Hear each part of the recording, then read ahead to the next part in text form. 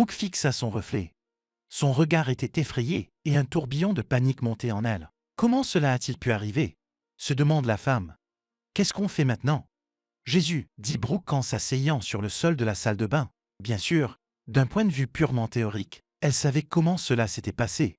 Mais la question de savoir ce qu'il fallait faire restait ouverte. Brooke prend le test de grossesse et le regarde à nouveau, espérant un miracle. Hélas, ce n'est pas le cas. 2 bandes marron indiquent qu'elle est enceinte. J'ai 43 ans et je n'ai toujours pas d'esprit, se dit Brooke. Qu'est-ce que je fais maintenant? Accoucher, sourit la femme. Les gens riraient. Certaines personnes de cet âge gardent leurs petits-enfants, mais moi, maman, tu vas bien? Le fils de Noah a frappé à la porte de la salle de bain et a demandé. Il a écouté, attendant que la femme réponde. Le bruit sec fit tressaillir Brooke. Elle avait complètement oublié qu'elle n'était pas seule dans l'appartement. Oui, mon fils, dit Brooke. Tout va bien. Sors de là, dit Noah. Nous sommes en retard. La femme soupira nerveusement. Ce n'est vraiment pas le bon moment. Est-ce qu'une grossesse non planifiée à 43 ans est un mauvais moment? Brooke sait ce qu'elle a fait pour elle-même. La femme se leva du sol sur des jambes tremblantes. Il est urgent qu'elle parle de la situation à son mari. Henry était un homme raisonnable et sérieux qui rassurerait sa femme et ils décideraient ensemble de la suite des événements. Brooke se nettoie rapidement et quitte la salle de bain. Ses proches l'attendent dans le couloir. Son mari Henry, son fils Noah et sa fille Elisa. « Maman, où es-tu » demande Elisa avec impatience en regardant sa mère d'un air mécontent. Voyant le visage pâle de sa mère, elle fronce les sourcils. « Maman, tu vas bien » Oui, la pression a un peu baissé. Brooke fait un signe de la main. « Ça va s'arranger. Chérie, on ne peut pas tout simplement arrêter. » Henry s'est approché de sa femme et l'a entourée de son bras. « De diable tous les invités. Ta santé passe avant tout. » « Non, nous n'annulons rien, » dit fermement la femme. Elle regarde son mari avec amour. Quel homme bon, attentionné, au grand cœur, il était. Quelle chance elle avait d'être devenue sa femme il y a exactement 25 ans. Ces années passées avec Henry ont filé comme un seul instant. Comme vous êtes beau, dit Elisa avec tendresse en regardant ses parents. Je rêve que ma relation avec mon mari soit toujours comme la vôtre. Chérie, tu feras beaucoup mieux, dit Brooke en s'approchant de sa fille et en la serrant dans ses bras. Bon, les filles, gardez vos rêves roses pour plus tard, dit Noah en regardant la famille. Si nous ne nous dépêchons pas, les noces d'argent de mes parents seront célébrées sans nous. Et nous ne pouvons pas laisser cela se produire, dit Henry en regardant sa femme et en l'embrassant. Les enfants se regardaient souris. Tout était redevenu calme dans leur famille. Leurs parents étaient de nouveau ensemble et heureux. Brooke s'interrogea. Peut-être s'inquiétait-elle de la grossesse pour rien. Après tout ce qui n'est pas fait dans cette vie est pour le mieux. Oui, Henry et elle avaient des problèmes conjugaux depuis 1 an. Le mari semblait distant de sa femme, replié sur lui-même, ruminant. Il ne remarquait plus du tout sa femme. Brooke pensait même que son mari avait une maîtresse. La femme a essayé à plusieurs reprises d'aborder le sujet avec son mari, mais Henry s'est contenté de la repousser. À chaque fois, il donnait des raisons différentes pour expliquer son comportement. Il disait qu'il avait des problèmes au travail, qu'il était de mauvaise humeur ou qu'il ne se sentait pas bien. Naturellement, Brooke a commencé à chercher la raison en elle-même. Du haut de ses 43 ans, elle en paraissait 35. Sa silhouette faisait rêver de nombreuses jeunes filles. Elle pouvait donc s'offrir une garde-robe à la mode et élégante. Brooke a toujours pris soin d'elle. Elle n'a jamais laissé pousser ses cheveux. Elle a fait sa manucure à temps. Mais au cours des 2 derniers mois, c'est comme si l'homme avait été remplacé. Il était redevenu le même Henry qui adorait sa femme. Il lui offrait des fleurs et des cadeaux sans raison et lui organisait des rendez-vous romantiques. Brooke soupire. S'il y avait eu quelque chose en marge de son mari, c'était clairement terminé. Ce dont elle se réjouit. À 6h30 précises, la famille entra dans le café où Brooke et Henry avaient prévu de fêter leurs 25 ans de vie commune. La femme se dirigea directement vers la réceptionniste pour vérifier que tout était prêt, laissant son mari accueillir les invités. Les enfants s'affairent à préparer leur surprise pour leurs parents. Noah et Elisa ont décidé de commander une grande poupée en forme d'ours blanc, qui offrira à leurs parents un voyage romantique. Une croisière sur un bateau à moteur pendant 15 jours. Brooke, qui regarde sa famille, sourit.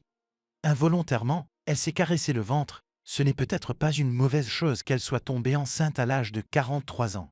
Cet enfant serait considéré, élevé différemment. Des parents mûrs et établis avaient plus à donner à un enfant que des étudiants. Aujourd'hui, Brooke sera heureuse d'emmener le bébé dans des cercles de développement. Elle pourra passer plus de temps à la maison. Après tout, lorsqu'elle a donné naissance à Noah, elle n'avait que 19 ans. La jeune fille ne savait rien faire et ne connaissait rien. Heureusement, sa mère et sa belle-mère lui sont venues en aide. Sinon Brooke serait devenue folle. Après tout, à cette époque, la carrière d'Henry commençait à prendre de l'ampleur, et il ne pouvait donc pas consacrer beaucoup de temps à sa famille. Nous devons également remercier Noah d'avoir été un enfant calme. Contrairement à Elisa, qui était un peu un bambin. Le fils aîné avait alors 4 ans, et il essayait d'aider sa mère. Brooke lui en est immensément reconnaissante. En outre, Brooke, grâce à son travail, a récemment lu un article selon lequel les parents tardifs ont tendance à avoir des enfants plus développés. Cela s'explique par le fait que les parents s'occupent davantage de ces enfants, ce qui leur laisse moins de temps pour eux-mêmes.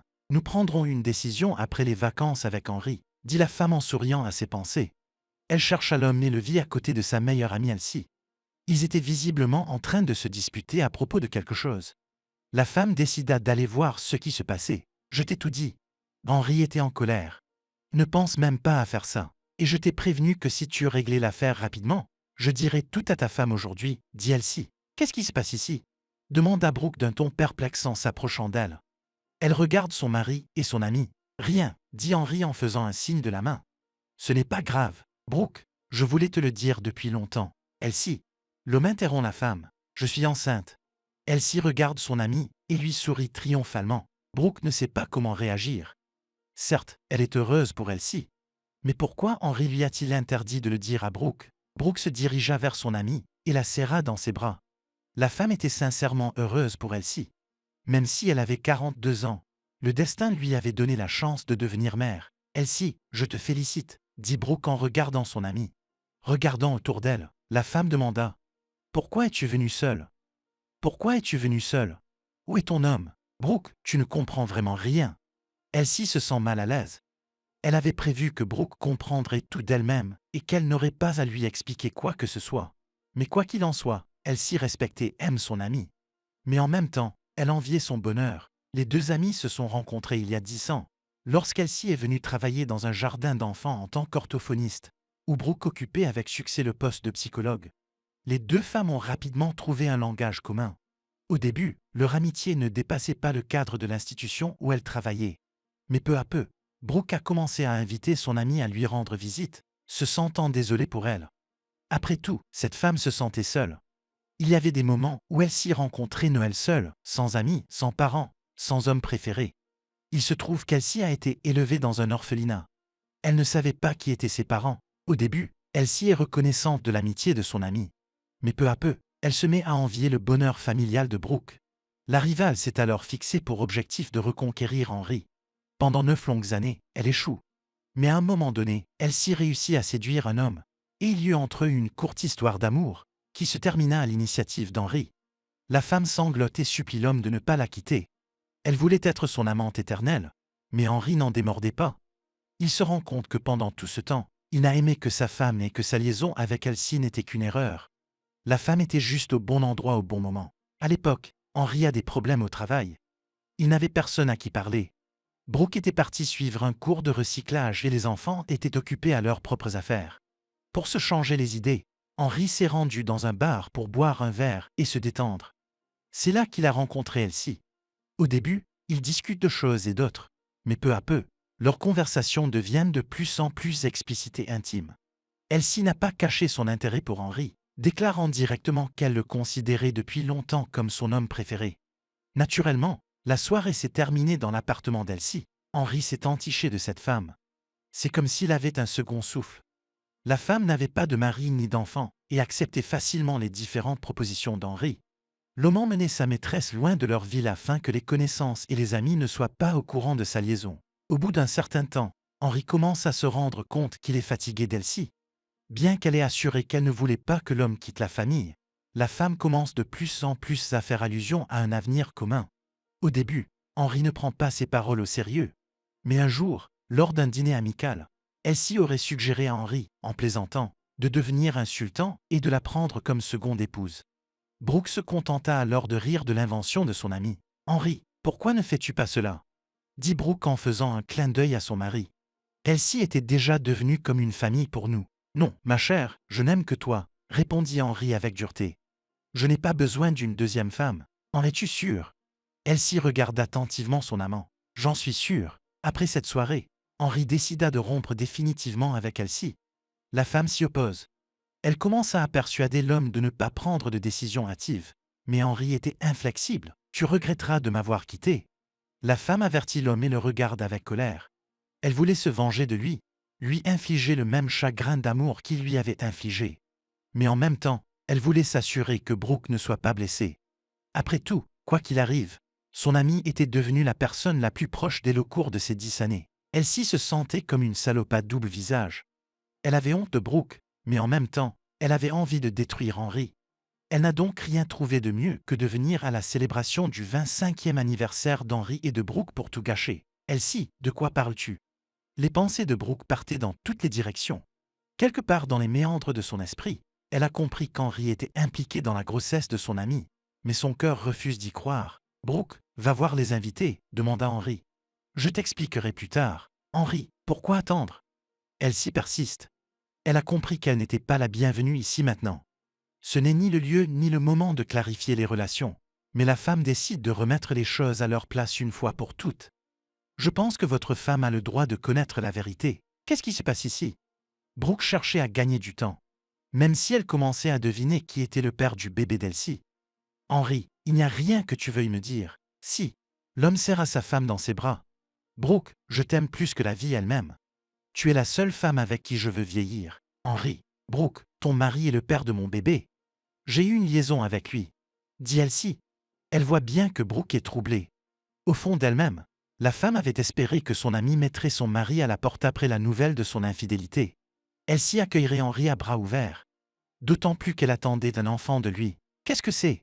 Les yeux de Brooke se brouillèrent, et elle se sentit nauséeuse. Elle s'agrippa à Henri pour ne pas tomber. Pendant tout ce temps, Brooke avait repoussé l'idée que son mari la trompe. Mais maintenant qu'Elsie l'avait dit à haute voix, la femme se sentait choquée. Comment est-ce possible? Brooke essaie de se concentrer sur le visage de son mari, mais ses traits se brouillent. Soudain, la femme se sentit brûlée, et son visage se couvrit de sueur. Brooke, cria Henri. Il fit asseoir sa femme sur une chaise. De l'eau, vite. Elisa se précipite vers la femme avec un verre d'eau. Elle essaya de faire boire sa mère pour qu'elle se remette un peu. Henri, qu'est-ce qui ne va pas? Demande Emma, la belle-mère de Brooke, d'un ton exigeant. Elle adorait Brooke et prenait toujours sa défense. Brooke est tombée malade, marmonne Henri. Il lança un regard d'avertissement à Elsie pour qu'elle se taise. Que Dieu lui pardonne d'ouvrir la bouche maintenant. L'homme était prêt à protéger sa femme des situations désagréables. Et peu importe qu'il ait lui-même créé l'une d'entre elles. Ma fille, qu'est-ce qui ne va pas? Brooke fut abordée par sa mère Jessica. La femme était terrifiée. Henri, as-tu appelé une ambulance? Maman, il n'y a pas besoin d'ambulance, murmure la femme.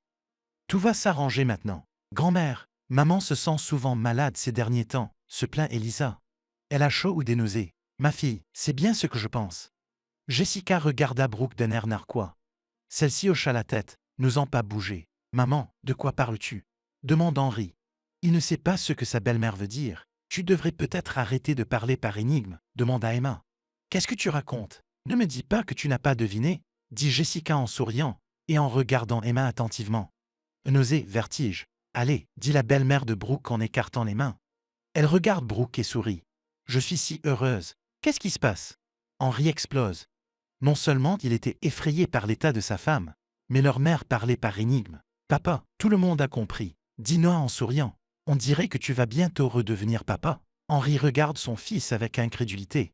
Était-ce vraiment vrai? Si c'était le cas, comment Brooke avait-elle pu laisser cela se produire? Après tout, sa femme avait toujours été très claire à ce sujet. Brooke, pourquoi ne dis-tu pas quelque chose? Henri se tourne vers sa femme. T'es-tu vraiment enceinte? Oui, répond tranquillement la femme. Elle pose ses mains sur son ventre, comme pour protéger le bébé du monde extérieur. Maman, Elisa serra la femme dans ses bras. Je vais bientôt avoir un petit frère. Et j'espère que cette fois, il sera normal, contrairement à d'autres. Et j'espère que j'aurai une petite sœur adéquate, dit Noah en jetant un coup d'œil à Elisa. Ils ont dû nous donner un produit défectueux à la maternité. Suis-je un produit défectueux? La fille était outrée. Elle se jeta sur son frère et le frappa au front. Qu'est-ce que tu fais? Noah, indigné, se caresse le front. C'est normal pour nous, les rejeter, dit Elisa en haussant les épaules nonchalamment. D'accord, on se calme. Tous les deux, cria Henri à l'adresse des enfants. Il ne veut pas entendre une nouvelle dispute entre son fils et sa fille. Ce qui est important maintenant, c'est de mettre les choses au clair avec sa femme.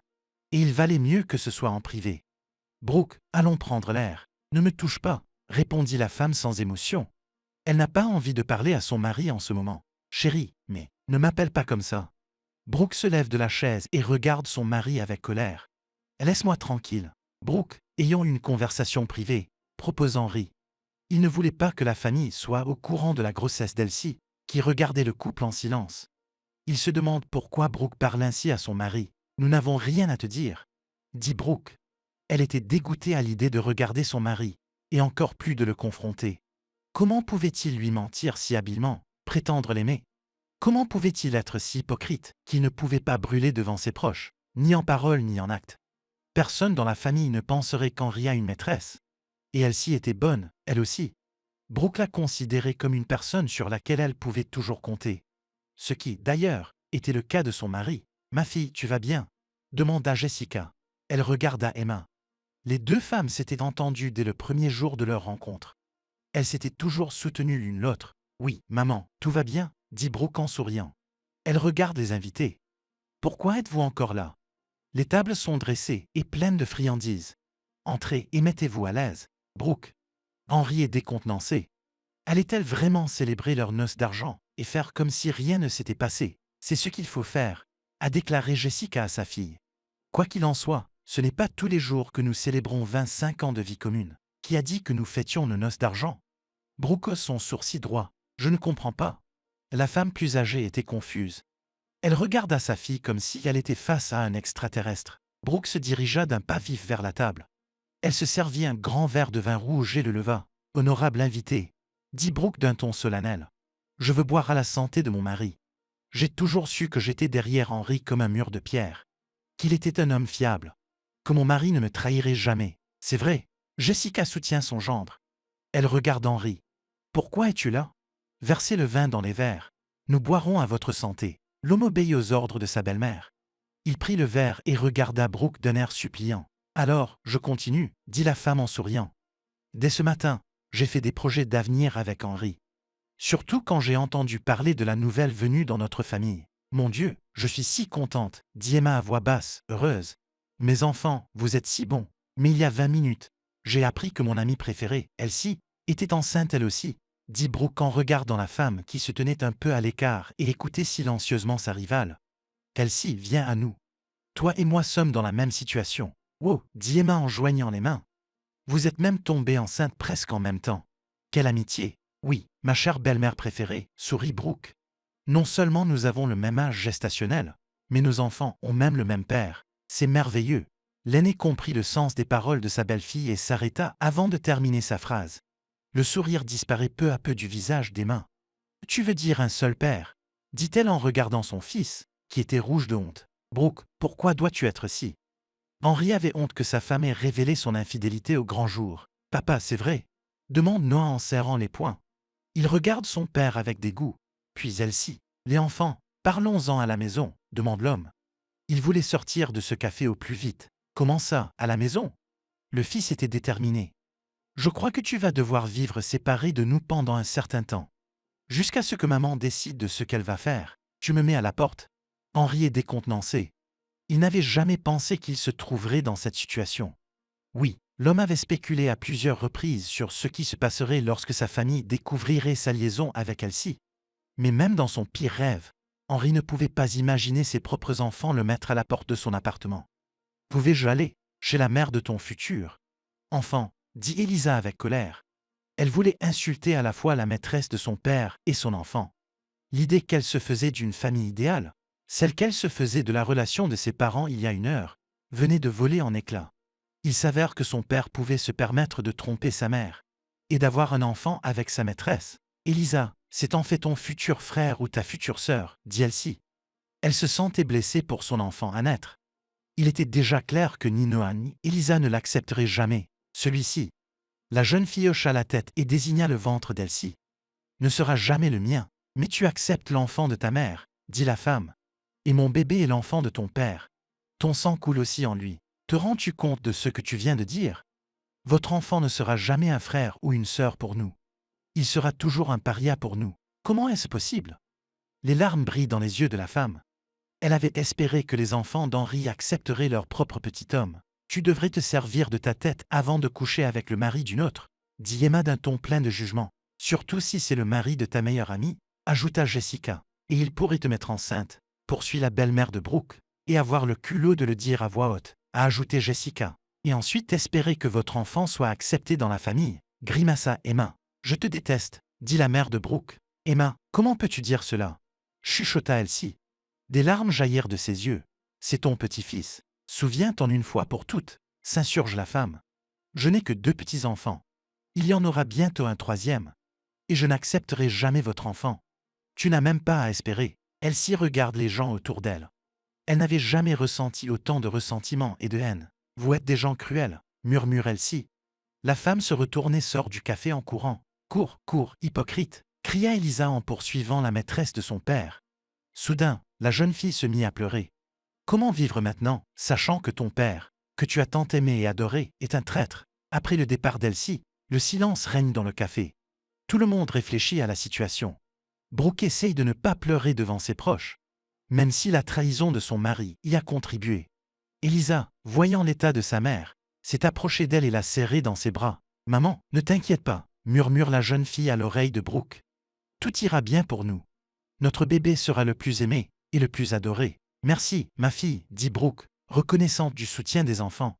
« C'est juste que cette situation m'est arrivée si soudainement. Brooke, laisse-moi te raccompagner, toi et ta fille, à la maison, » propose Henri. Noah vit séparé de ses parents depuis 2 ans. « Non, merci, » insiste la femme. « Il n'y a pas lieu de s'inquiéter, » dit Noah d'un ton froid, en regardant son père comme s'il s'agissait d'un vilain insecte. « Je ramènerai moi-même maman et Elisa à la maison. Nous n'avons pas besoin de vos services. Fils, ne sois pas comme ça. » Henri est déçu par la réaction des enfants. Oui, il avait fait une erreur. Oui, sa tricherie avait mis Elsie enceinte. Et Henri y fera face tout seul. Mais ce n'est pas une raison pour qu'il devienne un étranger pour les enfants en un instant. Henri est toujours leur père qui les aime. Comment? Sans changer de ton, Noah demande. Tu pensais qu'en trahissant ma mère, ma sœur et moi, tu t'en sortirais? Et sans attendre de réponse, le jeune homme poursuivit. Il s'en sortira. Et il le fera. Qu'est-ce que tu insinues? L'homme est décontenancé. Il regarde son fils, les sourcils froncés. En tant que spécialiste du département de la protection du travail, j'organiserai demain une inspection du département que tu diriges, avertit Noah. Et tu sais très bien que j'y trouverai des irrégularités. Pourquoi faire cela? Henri est choqué. Il n'avait jamais pensé que son fils pouvait être aussi vindicatif. Je veux que tu apprennes qu'on ne peut pas chier là où on est aimé, dit Noah en haussant les épaules. Le jeune homme ne voulait pas montrer ses vraies émotions en faisant semblant de s'inquiéter pour sa mère. En fait, il se trouve que Noah est secrètement et désespérément amoureux d'Elsie. Certes, elle avait 18 ans de plus que lui, mais cela n'embarrassait pas le jeune homme. Au contraire, cela donne, semble-t-il à Noah, du piment à cet amour. Plusieurs fois, il a fait part de ses sentiments à l'ami de sa mère. Mais Elsie faisait semblant de ne pas savoir de quoi Noah parlait ou ne connaissait pas vraiment les émotions que le fils de son ami ressentait. Et maintenant, lorsque Noah apprend que la femme qu'il aimait est enceinte de son père, il veut rayer Henri de la surface de la terre, le détruire. Après tout, son père n'était plus un proche, mais un rival. De plus, Henri avait trompé sa mère, l'avait trompé. Et il le paierait très cher. Mon fils, ne le fais pas, demanda Brooke. Maman, tu as pitié de lui, dit le jeune homme avec colère. Non, mais si tu trouves quelque chose de grave, d'autres personnes pourraient être blessées, expliqua la femme. Et tu sais très bien que ton père s'en sortira toujours, car il a des relations au sein de la direction de l'usine. Noah reste silencieux, réalisant que sa mère a raison. Il serre les poings. Il avait hâte de faire quelque chose qui ferait mal à son père. Pas une douleur physique, mais une douleur mentale. Faire souffrir Henri, ne sachant pas comment se débarrasser de la douleur qui enveloppait son corps. « Maman, rentrons à la maison », dit Elisa, voyant que Brooke ne se sentait pas bien. « Tu dois te reposer maintenant. Allons-y », accepta la femme. Brooke prit sa fille sous le bras, et elles marchèrent lentement vers la sortie. Noah lança un regard furieux à son père et passa devant lui en lui attrapant l'épaule. Henri était blessé et vexé que sa famille lui ait tourné le dos du jour au lendemain. Au début, l'homme voulut arrêter Brooke et la supplier de lui pardonner, mais il décida de lui laisser le temps de se remettre un peu. « Oh, gendre, qu'as-tu fait ?» Jessica secoua la tête d'un air désapprobateur. « Je pensais que tu étais différent. J'ai même dit à mes voisins que mon gendre devrait être inscrit dans le livre rouge comme une espèce en voie de disparition d'hommes qui ne trompent pas leurs femmes. Et vous? Et la vieille femme a fait un signe de la main et s'est dirigée vers la rue. Elle voulait faire une petite promenade, prendre l'air. Henri s'assit à la table et se passa les bras autour de la tête. Comme ça, il avait gâché 25 ans de bonheur conjugal pour une amourette. Eh bien, triste amoureux, tu as la tête entre les mains, demanda Emma à son fils d'un ton narquois. Tu aurais dû y penser plus tôt. Maman, ne commence pas, demanda Henri. Il releva la tête et regarda la femme. Tu ferais mieux de me dire ce que je dois faire. Je te dirai bien ce qu'il faut faire. Mais je n'ai pas les bonnes manières pour le faire, dit sévèrement la femme. Oui, Henri est son fils et, au sens classique du terme, elle devrait avoir pitié de lui. Mais elle était aussi une femme qui avait été trompée par son mari, et elle n'avait donc aucune pitié pour son fils. D'après tout, vous avez vous-même ressenti la douleur de la trahison de votre père. Et vous avez commis la même erreur que lui. Je ne suis pas d'accord avec toi sur ce point, dit l'homme. Papa est allé chercher l'amour auprès de tante Freya. Il vit toujours avec elle. Je suis avec elle-ci. Je ne sais pas ce qui m'a pris à ce moment-là. J'ai toujours dit qu'il fallait utiliser sa tête. Passons. Maman? Henri s'est levé brusquement. Oui, j'ai eu tort. Mais pourquoi m'humilier? Tu pensais qu'on te donnerait une tape sur la tête? Demanda Emma, les mains le long du corps. Non, ne te fais pas d'illusions, dit la femme en secouant la tête d'un air désapprobateur. Je peux te pardonner beaucoup de choses, mais ce que tu as fait à Brooke me dépasse. Je suis désolé, j'ai besoin d'être seule. La femme se retourna et s'éloigna. Maman, je serai bientôt là, a crié l'homme après la femme. Pour aller où? Demande la femme en fronçant les sourcils. Elle se retourne et regarde son fils avec surprise. Chez toi, dit Henri. Tu as entendu dire que je n'étais pas le bienvenu à la maison. Qu'est-ce qui te fait penser que je serais heureux de te voir à la maison?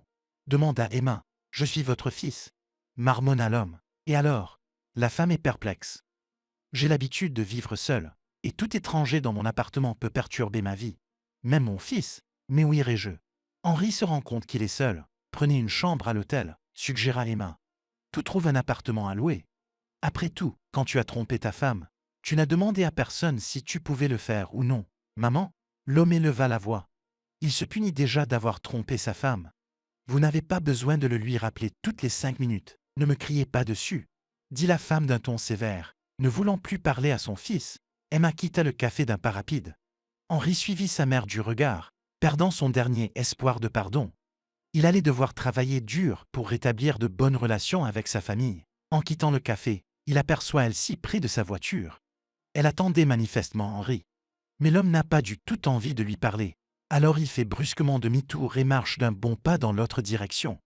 Il ne savait pas dans quelle direction il allait. Henri se contentait de marcher là où il allait. Son cœur et son âme se déchiraient vers Brooke. Il savait qu'il avait blessé sa femme, et Henri voulait se rattraper de toutes les manières possibles. D'autant plus qu'elle attendait son enfant. C'est décidé. Aujourd'hui, l'homme laissera sa femme se calmer un peu, et demain, il la suppliera de lui pardonner. S'il le faut, il se mettra à genoux. Brooke ne dormait pas bien la nuit. Son esprit était envahi par les souvenirs de cette nuit. Un ami, un mari. Comment Henri pouvait-il la tromper? Et avec sa meilleure amie. Comment pouvait-elle vivre avec elle-même? Et le bébé? Qu'en faire? S'en débarrasser? Non, pas ça. Brooke se dirigea vers le miroir et regarda son reflet. Ne t'inquiète pas, bébé, dit Brooke doucement, en caressant son ventre. Tout va bien se passer pour toi. Maman t'aime et ne te laissera pas te blesser. Le lendemain, Brooke arrive au travail. Henri est entré avec un gros bouquet de fleurs. Quel cliché! Ricane la femme en regardant son mari. Rangez les fleurs si vous ne voulez pas vous en prendre plein la figure. Il faut qu'on parle, dit Henri d'un ton passionné. Brooke, je te supplie de me pardonner. Je t'aime, j'aime nos enfants. Et j'aime aussi ce bébé. Je te jure que je serai un bon mari. J'attends la naissance de notre bébé. Tu n'attends pas mon bébé. Depuis la fenêtre de son bureau, elle s'y voit Henri entrer dans le bâtiment du jardin d'enfants où elle travaille avec Brooke. La femme a compris que son amant était venu voir sa femme pour se réconcilier. Après tout, un homme ne va pas voir sa femme avec un gros bouquet de fleurs. Elle s'y a tout de suite un plan. Empêcher cette réconciliation. Cela fait des années qu'elle attend qu'Henri s'intéresse à elle. Elle s'y va donc tout faire pour que l'homme qu'elle aime soit avec elle. Et leur enfant, qu'est-ce que tu veux? Demande rudement Henri en voyant Elsie. Il était dégoûté par sa simple vue, et encore plus par le fait d'avoir quelque chose à faire avec elle. Même si cette femme attendait un enfant de lui. Oui, Henri n'abandonnera pas le bébé. il communiquera avec lui et l'aidera. Et Elsie elle-même est une page qui se tourne dans sa vie. Je vous ai vu arriver, alors je suis sortie pour vous rencontrer, sourit Elsie. Elle tente d'ignorer l'impolitesse d'Henri. Je ne venais pas vous voir, je venais voir ma femme, dit l'homme en tournant le dos à l'ami de sa femme pour lui signifier que sa conversation avec elle était terminée. Brooke, il faut que je te parle. Henri, Chérie, nous avons tant de choses à nous dire, dit Henri en s'approchant de sa femme et en la regardant dans les yeux. Il vit des larmes briller dans ses yeux. Cela signifiait qu'il n'était pas perdu pour elle, qu'elle était si inquiète. Tu n'as rien à me dire demanda Elsie avec colère. Elle voyait bien que Brooke hésitait à parler à son mari. Connaissant la capacité d'Henri à parler gentiment, il pourrait à un moment ou à un autre persuader sa femme de lui pardonner. Et cela, Elsie ne pouvait pas le permettre. Aujourd'hui, ses projets ont changé du tout au tout. Si hier elle était prête à devenir une mère célibataire, aujourd'hui elle veut que son enfant soit élevé dans une famille complète. Elsie, va-t'en, siffle Henri. Il se rend compte que la présence de son examante ne fait qu'empirer la situation. Ce n'est pas ce que tu m'as dit tout à l'heure, dit la femme d'un ton affectueux. Henri se rend compte que chaque mot prononcé par Elsie est comme un clou enfoncé dans le cercueil où repose le bonheur de Brooke. Qu'est-ce que tu veux? Se tournant brusquement vers Elsie, l'homme demanda avec de la haine dans la voix. Je t'ai dit il y a 2 mois que c'était fini entre nous. Je ne quitterai pas le bébé. Alors tu n'as pas à t'inquiéter de ça. Comment tu as parlé? Dit la femme avec un sourire en coin. Et quand tu m'as séduite, tu as dit des choses bien différentes. Que tu allais quitter ta femme mal aimée, que tu en avais assez des enfants, que tu m'aimais depuis longtemps et que tu rêvais de moi la nuit. Qu'est-ce que tu racontes? Henri regarde Elsie comme s'il la voyait pour la première fois. Je t'ai dit tout de suite que je ne quitterai jamais Brooke. Chérie, je comprends que tu veuilles te réconcilier avec ta femme, dit la femme avec du ressentiment dans la voix. Mais pourquoi me fais-tu du mal? Mon Dieu, pourquoi est-ce que je t'offense? Demande l'homme d'un ton perplexe. En disant la vérité. À l'origine, je ne m'intéressais à vous que pour. Henri essaie de trouver un mot pour décrire l'émotion qu'il ressent à ce moment-là. L'homme voulait faire comprendre à Elsie qu'il ne l'avait jamais aimée. Pour un court divertissement. Un divertissement qui a duré plus de 6 mois, dit l'examen. Oui, j'ai agi comme un salaud à 100% avec toi, soupire l'homme. Mais comprends-moi bien, je ne t'aimais pas et je ne t'aimerai jamais. Ce n'est que maintenant que je réalise que mon cœur appartiendra toujours à ma femme. Même si Brooke ne me pardonne jamais, elle est la seule que j'aimerai jamais. Tu crois que si tu pleures auprès de ta femme et que tu lui dis combien tu l'aimes, elle te pardonnera tout de suite? Demande Elsie d'un ton narquois. Ta vie s'améliorera et tout le monde oubliera tout. Non. Moi et mon bébé seront un rappel constant de ton infidélité. Brooke s'imaginera à chaque fois que tu me caresses, que tu me chuchotes des mots doux à l'oreille. Sors de là, dit Brooke d'un ton ferme. La femme se rendit compte qu'Elsie avait raison. Son amie avait trop bien appris au cours de leurs 10 années d'amitié. Brooke regarda son mari. Sortez tous les deux d'ici. Chérie, donne-moi juste 1 minute. Dehors, allons-y, tous les deux. Brooke a du mal à contenir sa colère. Elle ne voulait voir ni son mari ni son ami. Elsie sourit d'un air vindicatif en réalisant qu'elle a réussi. Brooke réfléchira désormais 100 fois avant de pardonner à son mari. Elle se souviendra à chaque fois des paroles de son ami. Chérie, tu viens? Elsie roucoula affectueusement et regarda Henri d'un air interrogateur. Elle pouvait voir dans le regard de l'homme qu'il était prêt à la coincer et à l'enterrer dans un endroit éloigné pour ne pas se souvenir d'elle. Brooke, sache que je t'aime, dit l'homme en guise d'adieu et en regardant sa femme. Je suis désolé. Henri contourna son ancienne maîtresse et quitta le bureau. Il voulait quitter le bâtiment de l'école maternelle, pas pour voir Elsie. Il avait déjà regretté 100 fois de s'être engagé avec cette femme. Mais ce qu'il avait fait, il ne pouvait pas le défaire. Maintenant, il devra vivre avec toute sa vie et porter sur lui la croix de la trahison. Après tout, il est nécessaire d'établir des relations non seulement avec sa femme, mais aussi avec ses enfants, qui lui ont clairement fait savoir qu'ils ne voulaient pas communiquer avec lui. Brooke, nous avons beaucoup de choses à nous dire, dit Elsie en s'asseyant sur une chaise. Au travail, dit Brooke d'un ton autoritaire. Ne me dis pas ce que je dois faire, grogne la femme. Elsie déteste qu'on lui dise ce qu'elle doit faire. Si vous ne sortez pas maintenant, je vais vous dénoncer pour entrave à mon travail, avertit Brooke. Vous. Elsie bondit rapidement de sa chaise. Toute sa vie, elle avait vécu avec Henri comme un mur de pierre. Faire le tour du jardin, regarder tout le monde de haut. Votre monde parfait est brisé. Et je suis heureuse d'y avoir contribué. Seul mon mari est venu me demander pardon, pas vous. Il me jure un amour éternel et ferait n'importe quoi pour être près de moi, sourit Brooke avec douceur. Tais-toi, tu es comme un jouet ennuyeux. Mais tu ne t'en rends pas compte, tu suis Henri partout et tu t'humilies. Tu. Elsie rougit. Elle tremblait sous l'effet de la colère et de la haine qui grandissait chez cette femme. Brooke se rendit compte qu'elle avait pris Elsie au dépourvu en disant la vérité. La femme continua à regarder son ancienne amie avec un sourire. Elsie, serrant les poings, sort du bureau en courant. Comme elle voulait effacer ce sourire caustique du visage de Brooke. Même maintenant, dans une situation aussi humiliante, Brooke reprenait du poil de la bête. Pourquoi Henri ne pouvait-il pas la quitter? S'il n'y avait pas son enfant, son mari la quitterait sûrement pour Elsie. Stop! La femme s'arrêta brusquement. L'enfant, c'est de cela qu'il s'agit. Si Brooke perd le bébé, Henri la quittera pour Elsie. Seulement, la petite amie n'a pas l'air d'une femme malade qui risque de perdre son bébé. À moins qu'elle ne reçoive de l'aide. Brooke s'assoit à la table. Elle se rend compte qu'Elsie a dit la vérité. Une femme ne peut jamais pardonner à son mari de l'avoir trompée. Elle le lui rappelle à chaque fois. Soudain, Brooke prend un bout de papier et rédige une demande de congé. La femme a un besoin urgent de changer d'air pour bien réfléchir. Maman, tu es devenue folle. Demande Elisa en surprenant Brooke en train de faire ses valises. Où vas-tu? Demanda Elisa en surprenant Brooke en train de faire ses bagages. J'ai besoin de me reposer et de rassembler mes idées, sourit Brooke. Elisa, j'ai acheté un voyage dans un petit sanatorium dans les montagnes. J'irai avec toi, dit résolument la jeune fille. Non, ne le fais pas. La femme s'approcha de sa fille. Elisa, ne t'inquiète pas pour moi. Tout ira bien. Brooke sortit sur le balcon de sa suite et inspira profondément. Quel air pur! Le paysage, riche en couleurs et en nuances, s'ouvrait devant elle. Elle était heureuse de pouvoir se distraire un peu des problèmes qui l'accablaient. La femme ferait de son mieux pour ne pas y penser. Ça y est, elle est en vacances. Respirer l'air frais de la montagne, se promener et profiter d'une vie mesurée. Tel est le plan d'action de Brooke pour les 3 prochaines semaines.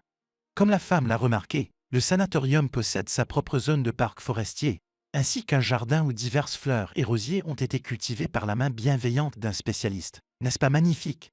Soudain, Brooke frémit. Tournant la tête vers la source du bruit, elle vit un homme qui la regardait. Vraiment, acquiesça la femme. Elle regarda à nouveau les montagnes. Il lui était impossible de les quitter des yeux. Je m'appelle Jam, dit l'étranger. Oui, marmonna Brooke et se dirigea vers sa chambre. Elle était venue ici pour être seule, pas pour faire des connaissances. La femme savait qu'elle était impolie, mais elle ne pouvait pas s'en empêcher. Elle n'avait pas envie d'expliquer à un inconnu pourquoi elle n'était pas d'humeur à dialoguer. Brooke se changea et sortit se promener. Le soleil l'enveloppa de ses rayons, et elle ferma les yeux de plaisir. À force de vivre en ville, les gens ont fini par ne plus remarquer ces petites choses. À ce moment-là, le téléphone de la femme donna des signes de vie. En regardant l'écran, Brooke sursauta. C'était Henri qui l'appelait. Laissant tomber l'appel, la femme passa à autre chose. Essayant de s'abstraire des stimuli extérieurs, elle se dirigea vers un grand rosier, prit une fleur et la renifla. Elle sentait bon, n'est-ce pas? Discrète, mais si attirante, entendit Brooke derrière elle. Il était de nouveau là. Jam, qu'est-ce que tu veux? La femme est bien décidée à éloigner le voisin récalcitrant. Je voulais vous rencontrer, s'étonne l'homme. Mais il se ressaisit. Je sais que vous et moi venons d'emménager aujourd'hui. J'ai donc pensé que nous pourrions peut-être nous rencontrer, pour ne pas nous ennuyer. Je suis désolé, mais je suis venu ici pour me reposer et réfléchir, dit Brooke en essayant d'être poli. Elle ne voulait rencontrer personne. Tu ne devrais pas dire non, insista l'étranger. Dans ce sanatorium, on peut faire de l'équitation et se détendre dans le hammam turc. Je suis enceinte de 6 semaines. Les chevaux et les hammams me sont donc strictement interdits, précise la femme. Elle en avait assez de devoir supporter une voisine collante. Je ne voulais pas vous offenser, dit Jacques en rougissant un peu. Il était évident qu'il avait honte de son comportement. C'est juste que, je suis désolé, j'ai envie d'aller me promener, dit Brooke en se dirigeant vers les bois, où elle pourrait enfin être seule. La femme se promène sur les sentiers spécialement aménagés pour les visiteurs.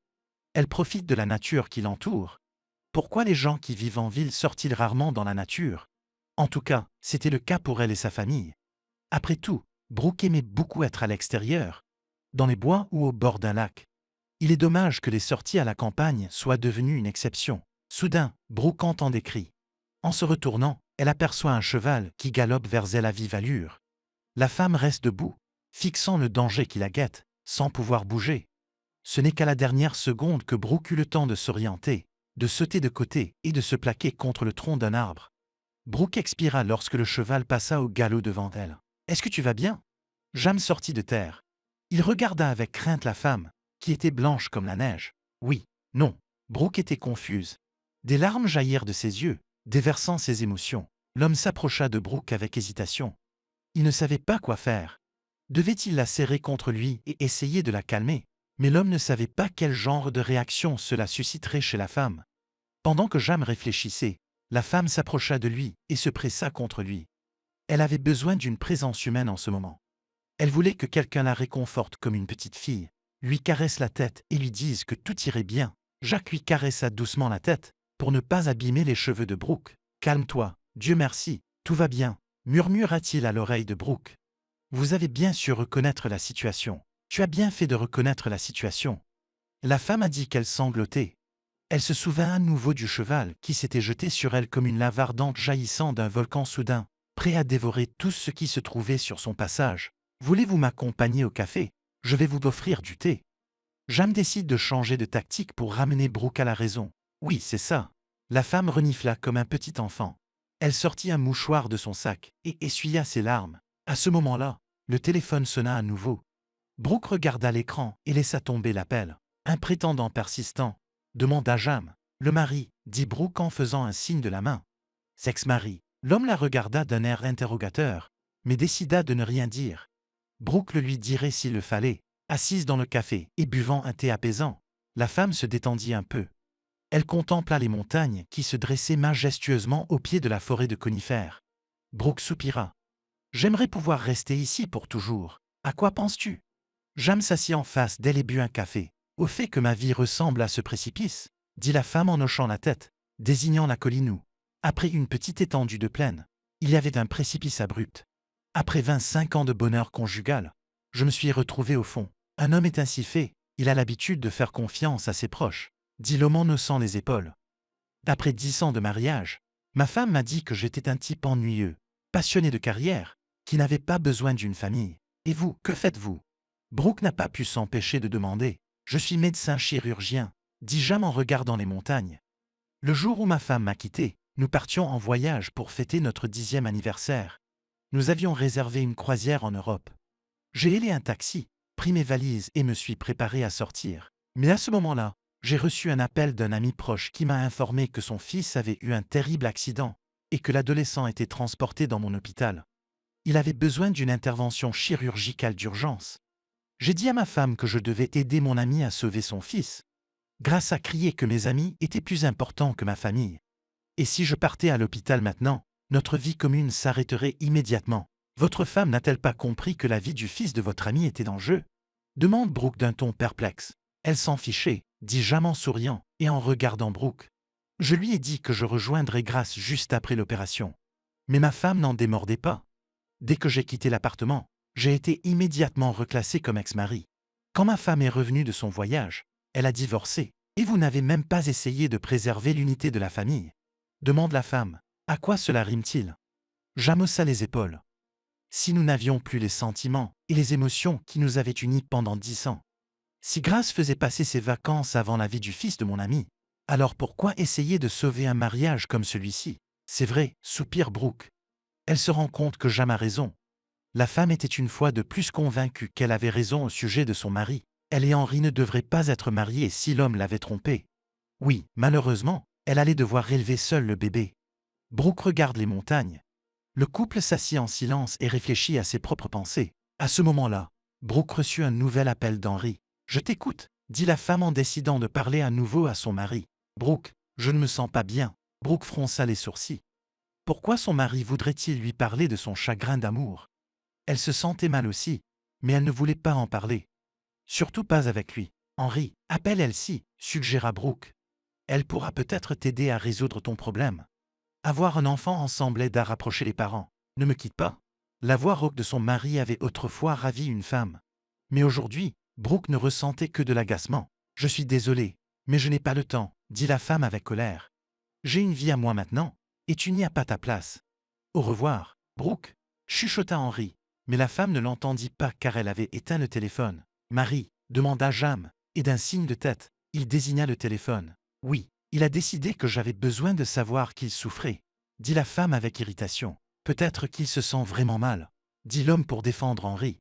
Un homme a le droit de faire des erreurs, après tout. Je m'en fiche maintenant, dit Brooke en haussant les épaules et en buvant une grande gorgée de thé dans sa tasse. J'adore les tisanes. À ce moment-là, une femme indignée d'une soixantaine d'années entra dans le café. Elle tenait un petit chien dans ses bras et lorgnait ostensiblement les clients. Enfin, pour être plus précis, le contenu de leurs assiettes. La dame au chien s'est dirigée vers son objectif le plus cher, à savoir la table près de la fenêtre. Et aucun obstacle sous la forme du gérant du café et du serveur n'a pu l'en empêcher. Elle était suivie par un homme de petite taille. Il préférait ne pas intervenir dans le conflit, car il connaissait très bien le caractère répugnant de sa femme. Je vous demande pardon, mais je répète encore une fois que les chiens ne sont pas admis dans notre café, dit le gérant du café, un jeune homme d'environ 25-30 ans, en essayant de parler d'un ton confiant. Mais la vue de cette visiteuse l'a troublé et terrifié. Et je vous répète encore une fois que je n'ai pas de toutou, prophétise la femme sur un ton qui ne tolère aucune objection. À moins que vous ne comptiez mon liam, dit la visiteuse en hochant la tête en direction de son mari et en riant. Sa plaisanterie a semblé très spirituelle et amusante à la femme. Elle se tourna donc vers son mari et lui dit « Liam, pourquoi ne ris-tu pas ?»« Je ris, Oli, je ris. » L'homme regarda sa femme, cherchant son approbation. « C'est bien, Liam, » dit la femme en caressant la tête de son mari. L'homme pousse un soupir de soulagement. « Donnez-moi le menu. » dit Oli à voix haute en s'installant à sa table. Le serveur s'empresse d'exécuter la volonté de la visiteuse.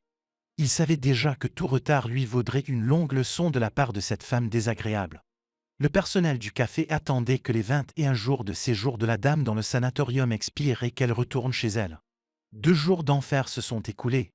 Il en reste 19. Bon, je vais prendre le pavé de saumon et les légumes grillés, commence à énumérer Oli. Pour mon toutou, je prendrai un filet de saumon désossé et bouilli. Je suis désolé, nous n'avons pas ce plat au menu. Alors, le serveur tente de contredire Oli.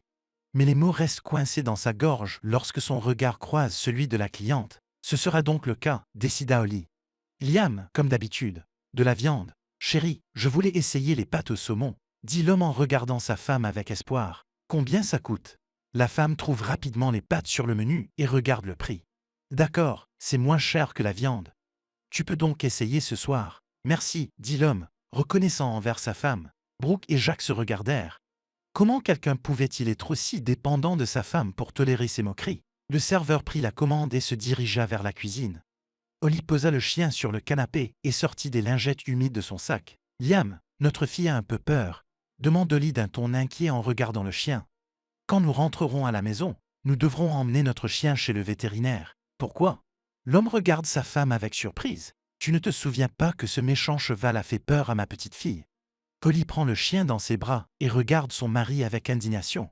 Comment a-t-il pu oublier une telle chose? Mais je t'ai dit de ne pas lâcher le chien quand il y a des chevaux, décide l'homme pour contredire sa femme. Elle aboya en direction du cheval qui, effrayé, s'enfuit. Il a failli piétiner la femme. Mais elle s'est ressaisie à temps et s'est cachée derrière un tronc d'arbre. Il ne faut pas marcher là où les animaux marchent, dit Oli. Puis elle regarde son mari. Quand a-t-il eu le temps de boire l'élixir de courage? Pourquoi défends-tu cette dame? Non, Oli, j'avais peur pour notre chien. Liam a décidé d'être un peu sournois, connaissant le tempérament de sa femme. Ce cheval aurait pu piétiner notre fille. C'est ce que je veux dire, acquiesce la femme. Mais ce n'est pas grave. J'ai déjà dit à cet instructeur tout ce que je pensais de lui. Et il s'est mis à me crier dessus. Mais tu as attaqué le mauvais. La femme serra le poing et menaça son adversaire invisible.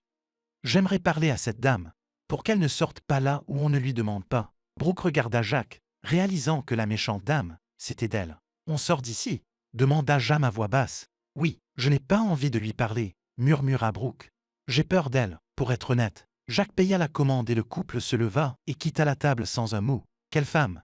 Dit Brooke avec de l'horreur dans la voix. Tu ne le dis pas, approuva Jam avec sa compagne. J'ai failli être piétiné par un cheval à cause d'un petit chien, dit la femme. Soudain, le téléphone de Brooke sonna. Oui, ma fille, bonjour, dit la femme, heureuse d'entendre Elisa. Mamie, la fille essaya de parler d'un ton joyeux.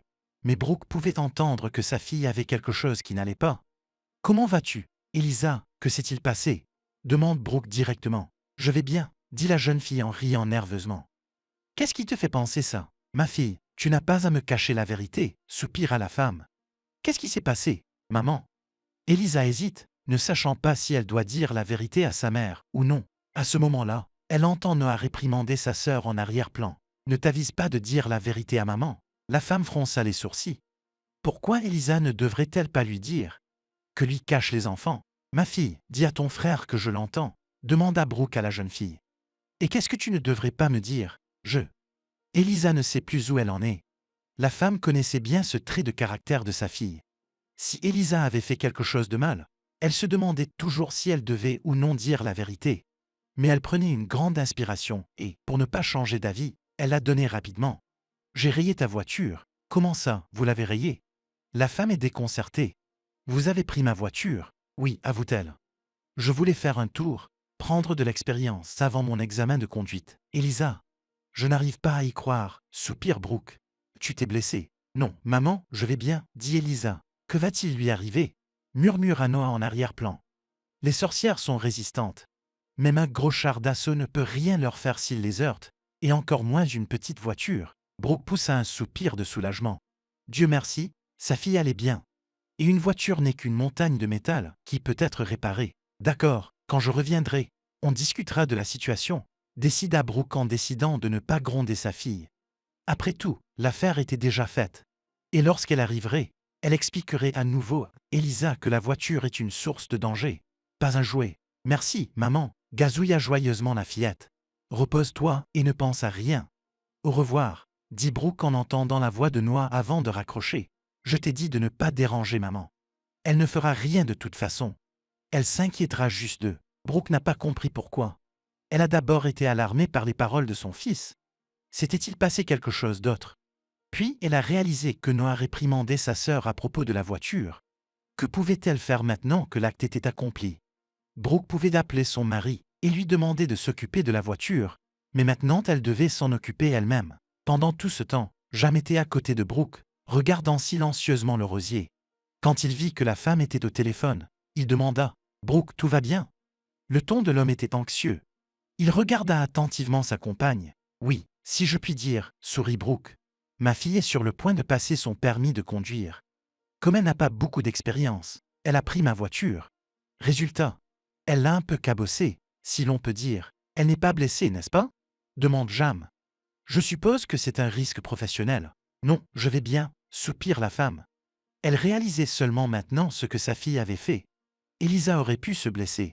Dieu merci, tout va bien. C'est vrai, acquiesça l'homme. J'ai vu beaucoup de choses dans mon travail. Parfois, les patients sont tellement mal soignés qu'on se demande comment cela a pu arriver. Combien de fois cela arrive-t-il? Brooke regarde les montagnes. Pourtant, c'était une bonne chose qu'elle soit venue ici. La simple vue des montagnes l'a calmée et ramené son état psychologique à la normale. C'est ici qu'elle décidera de la suite des événements. Bien sûr, le divorce avec Henry est une affaire réglée. Maintenant, elle doit trouver comment continuer à vivre seule avec son enfant. Ce n'est pas fréquent, mais ça arrive, soupire Jam. Il y a différents cas de figure. Certaines personnes sont en état d'ébriété et percutent quelque chose. D'autres se sentent soudain mal au volant. Qu'est-ce que c'est que ça? Brooke fronce les sourcils et le regarde. Eh bien, voici un exemple qui s'est produit aujourd'hui, dit l'homme. Récemment, mes amis m'ont appelé pour me dire qu'un homme avait été transporté à notre hôpital à la suite d'un accident. Il était au travail et se sentait mal. Il avait un gros mal de tête. J'ai pensé qu'il était très fatigué et que sa femme avait des problèmes. Alors il est rentré chez lui pour se reposer. Il a donc pris le volant et s'est mis en route.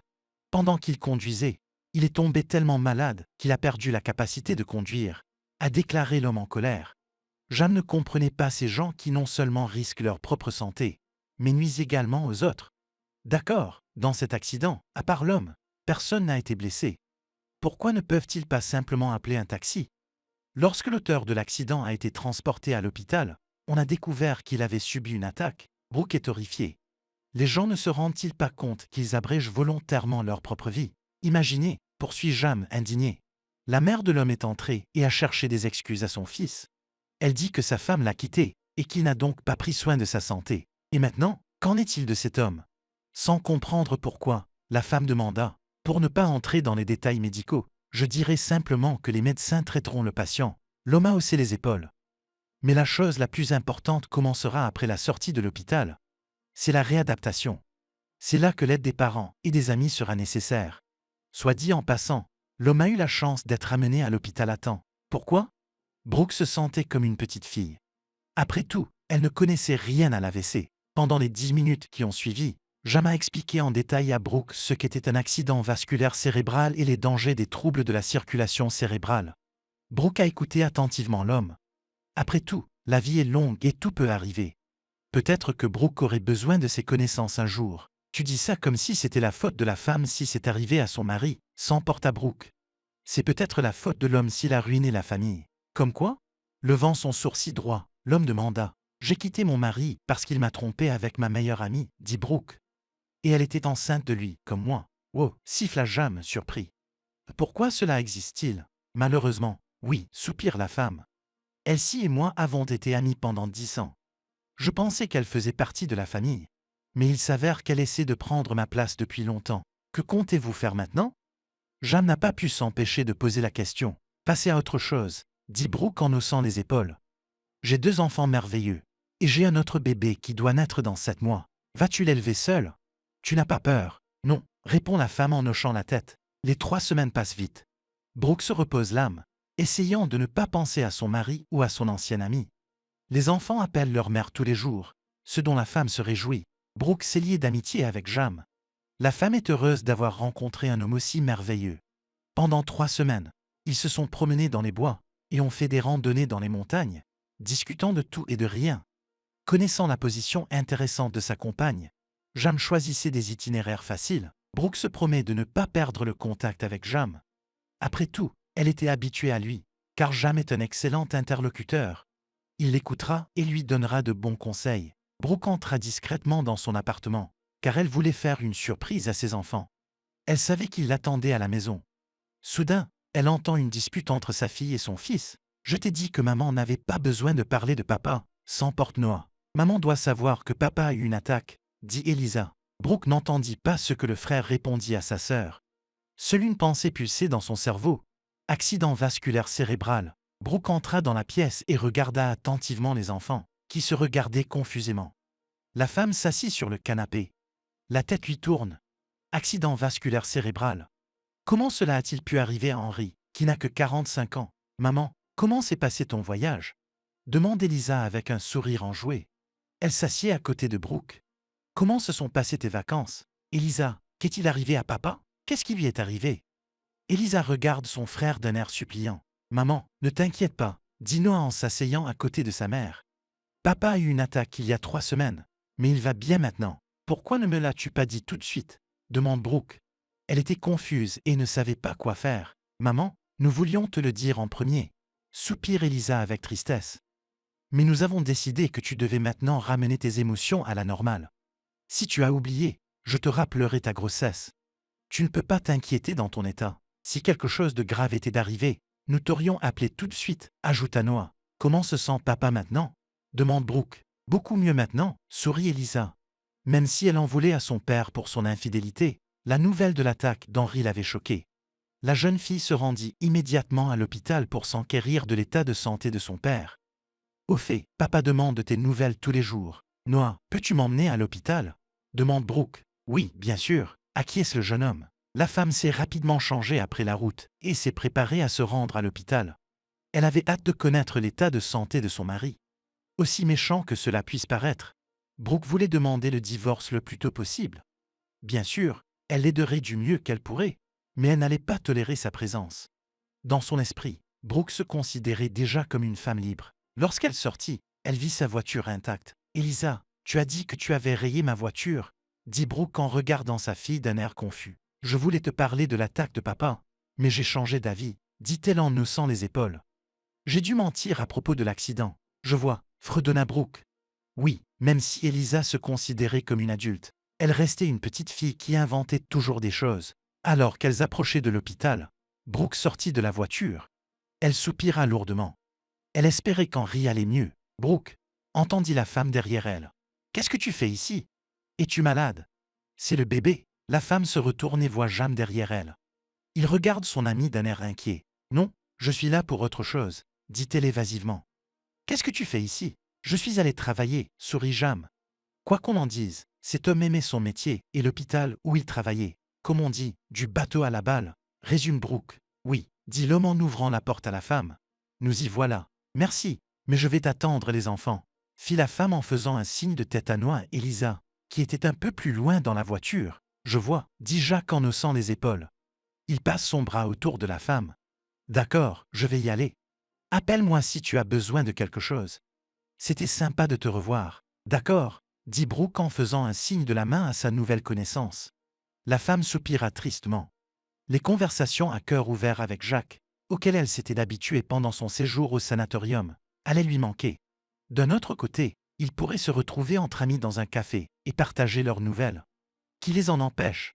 Sauf, bien sûr, si Jam n'y voit pas d'inconvénient. Le mari est à l'hôpital pour une attaque et la femme a une liaison en parallèle, dit Elsie d'un ton sarcastique en s'approchant de son ancienne amie. Ne juge pas les gens par toi-même, rétorque Brooke.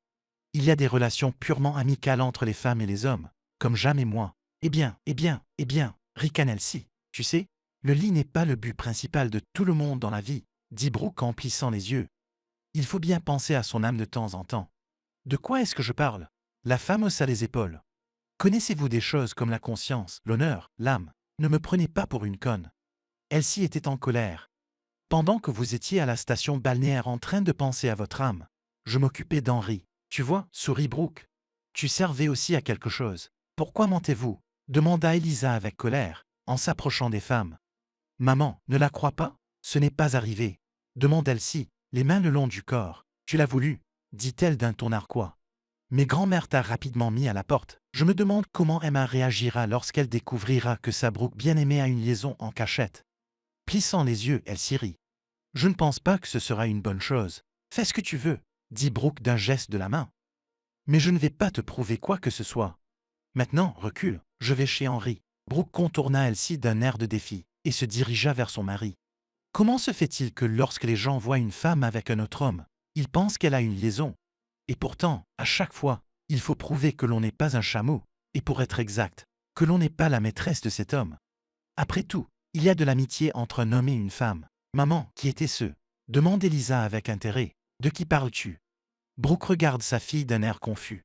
Elle avait oublié Jam depuis sa rencontre avec Elsie. Le bel homme à qui tu parlais à l'extérieur de l'hôpital, lui rappelle Elisa. C'est Jam, et je l'ai rencontré au sanatorium. Explique la femme. Tu as quelque chose à voir avec lui. Demande Noah en s'approchant de sa mère. Qu'est-ce qui te fait penser ça? Brooke s'arrêta brusquement. Eh bien, il t'a serré dans ses bras pour te dire au revoir, dit Noah. Très bien, mes chéris, dit Brooke d'un ton ferme. Souvenez-vous une fois pour toutes de ce que je vais vous dire. Jam est un homme très bien qui m'a aidé à retrouver mon état d'esprit, et je lui en suis très reconnaissante. Vous nous dites la vérité. Il voulait croire Brooke, mais il s'est avéré que les parents pouvaient parfois faire les choses les plus étranges. Noah, je ne suis pas assez folle pour avoir une liaison alors que je suis enceinte, dit Brooke d'un ton sévère. Il n'y a rien qui cloche dans ma tête. De plus, Jam a 10 ans de moins que moi. Et tu sais que je trouve inacceptable qu'une femme soit plus âgée qu'un homme. Maman, est-il marié? Elisa a sauté sur l'occasion. Divorcé, répondit rapidement Brooke. Puis elle regarda attentivement sa fille. Pourquoi veux-tu cette information? Je viens de le faire, dit-elle en haussant les épaules, essayant de paraître indifférente. Pourtant, en réalité, elle aime beaucoup Jacques.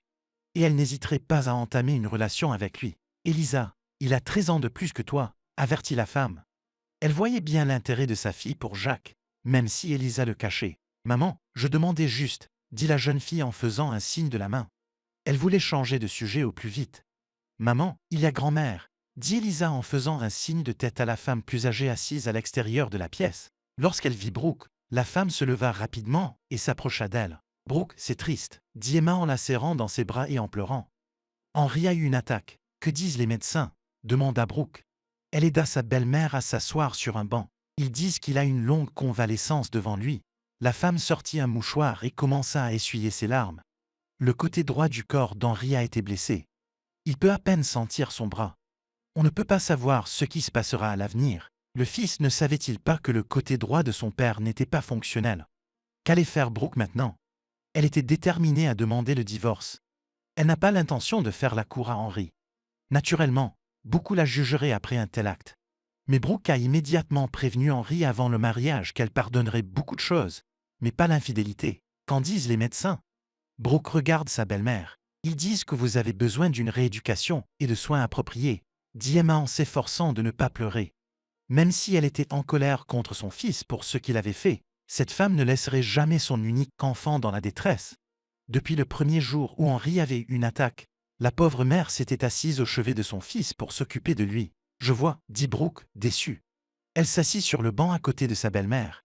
Où trouverait-elle la force d'empêcher cette situation de ruiner ses projets? Brooke, je suis consciente que mon fils a fait des bêtises, dit Emma en prenant les mains de sa belle-fille. Et tu as le droit de le quitter. Mais j'ai une faveur à te demander. Qu'est-ce que c'est? Brooke sentait que sa belle-mère n'avait rien de bon à lui offrir. Henri n'a cessé de parler de vous, soupire-t-elle. C'est en pensant à vous qu'il a trouvé la force de lutter contre sa maladie. Je vous supplie de ne pas divorcer de mon fils tout de suite. Laissez-lui le temps de se réadapter et de se rétablir. Le médecin a dit qu'il avait besoin d'émotions positives. Emma. Brooke soupire. Je ne peux pas être dans la même pièce qu'Henri. Lui sourire et jouer la femme aimante. Je comprends, continua sa belle-mère pour persuader Brooke. Tu n'as rien à faire. Sois juste là pour lui. Je ne peux pas faire ça, exhale Brooke. J'ai prévenu Henri avant de l'épouser que je pardonnerais tout sauf l'infidélité. Et il le savait. Et pourtant, il était prêt à me trahir. Je t'ai dit que ta Brooke est une hypocrite et une menteuse. Elle-ci s'approcha de la chambre d'Henri. Elle était là pour son mari quand il était en bonne santé et gagnait beaucoup d'argent. Et quand il est devenu impuissant, votre Brooke a immédiatement trouvé un autre prétendant. Plus jeune qu'Henri, d'ailleurs. Qu'est-ce que vous racontez? Emma s'indigne. Je dis la vérité, sourit Elsie. Tu ferais mieux de demander à ta Brooke préférée avec qui elle était au sanatorium. Brooke, que dit-elle? La femme plus âgée tourne un regard hébété vers Brooke. Je ne suis pas en mesure d'avoir une relation à côté, dit Brooke d'un ton ferme. Oui, j'ai rencontré un homme au sanatorium. Il était de notre ville. Et oui, nous avons passé beaucoup de temps ensemble, à discuter de choses intéressantes. Mais ce n'était qu'une relation platonique, et nous avons dormi chacun dans notre chambre. Nous sommes tous les deux déçus par l'amour et par l'âme sœur, dit la femme en regardant son ancien ami. Je n'ai pas de problème de tête pour passer d'un lit à l'autre. Je me respecte et je ne vais pas devenir folle et commencer une nouvelle liaison sans avoir terminé ma relation avec mon mari. Cela dit, je suis dans une situation très intéressante. Et Jam n'a pas eu d'anomalie pour faire venir une femme enceinte dans son lit. Vous voulez me faire croire que vous êtes une personne si bonne et décente. Elle s'y renifle. Elle se rendit compte que Brooke avait raison. Il était difficile de s'amuser à côté quand on était enceinte. Pourquoi as-tu du mal à le croire? Dit Brooke en plissant les yeux. Alors, je ne sais pas comment j'ai pu être amie avec toi pendant 10 ans. Depuis que je suis au sanatorium, je n'ai jamais pensé à mettre Jam dans mon lit. Eh bien, c'est ce que je pensais, dit Elsie avec un sourire ironique. Puis elle regarde la mère d'Henri. Alors, Emma, vous êtes convaincue que votre Brooke préférée n'est pas si bien que ça. Emma se leva lentement du banc et regarda Elsie avec dégoût. Contrairement à toi, Brooke m'a dit la vérité directement dans mes yeux au sujet de mon fils. Tu es donc d'accord pour dire que la femme de ton fils ne va pas s'occuper de lui? Elsie pâlit d'indignation. Elle espérait qu'Emma se rendrait compte de l'hypocrisie dont Henri avait fait preuve pendant 25 ans. Brooke a tout à fait le droit de faire cela, dit l'aîné en haussant les épaules. De plus, elle ne peut pas porter d'objets lourds. Et tu n'as pas l'âge de le faire, dit Elsie. C'est mon devoir de mère, dit Emma en relevant la tête. Et c'est ma faute si j'ai élevé mon fils de façon si répugnante qu'après 25 ans de mariage avec une femme si merveilleuse, il a trompé avec. La vieille femme s'arrête de parler. Elle voulait dire à Elsie ce qu'elle pensait d'elle. Mais soudain, l'idée lui vint que si Henri avait été contre la tromperie, Elsie, aussi belle soit-elle, n'aurait pas réussi à le séduire. Vous savez, vous n'êtes pas la bienvenue ici. Vous devriez quitter l'hôpital, qu'Henri me le dise, dit Elsie d'un ton insistant. J'attends un enfant de lui, dit la femme en se caressant le ventre. J'ai le droit de savoir comment il va. Emma, tu as maintenant une assistante, sourit Brooke. Si ça ne te dérange pas, je vais rentrer me reposer. La route m'a fatiguée. Tu ne vas pas chez Henri. Emma fut déconcertée. Pourquoi? Brooke haussa les épaules. Il attendait ton arrivée avec impatience, dit la femme plus âgée en s'asseyant sur le banc. La journée d'aujourd'hui l'avait complètement surprise. Elle avait espéré que Brooke pardonnerait à Henri et que les choses s'arrangeraient. Maintenant, elle réalisait clairement que Brooke n'avait jamais pardonné à son fils. Faisons-le, propose Brooke. J'irai chez Henri plus tard, quand tous les autres clients seront partis. Je n'irai nulle part. Elsie se plaça devant son ancienne amie, les bras le long du corps.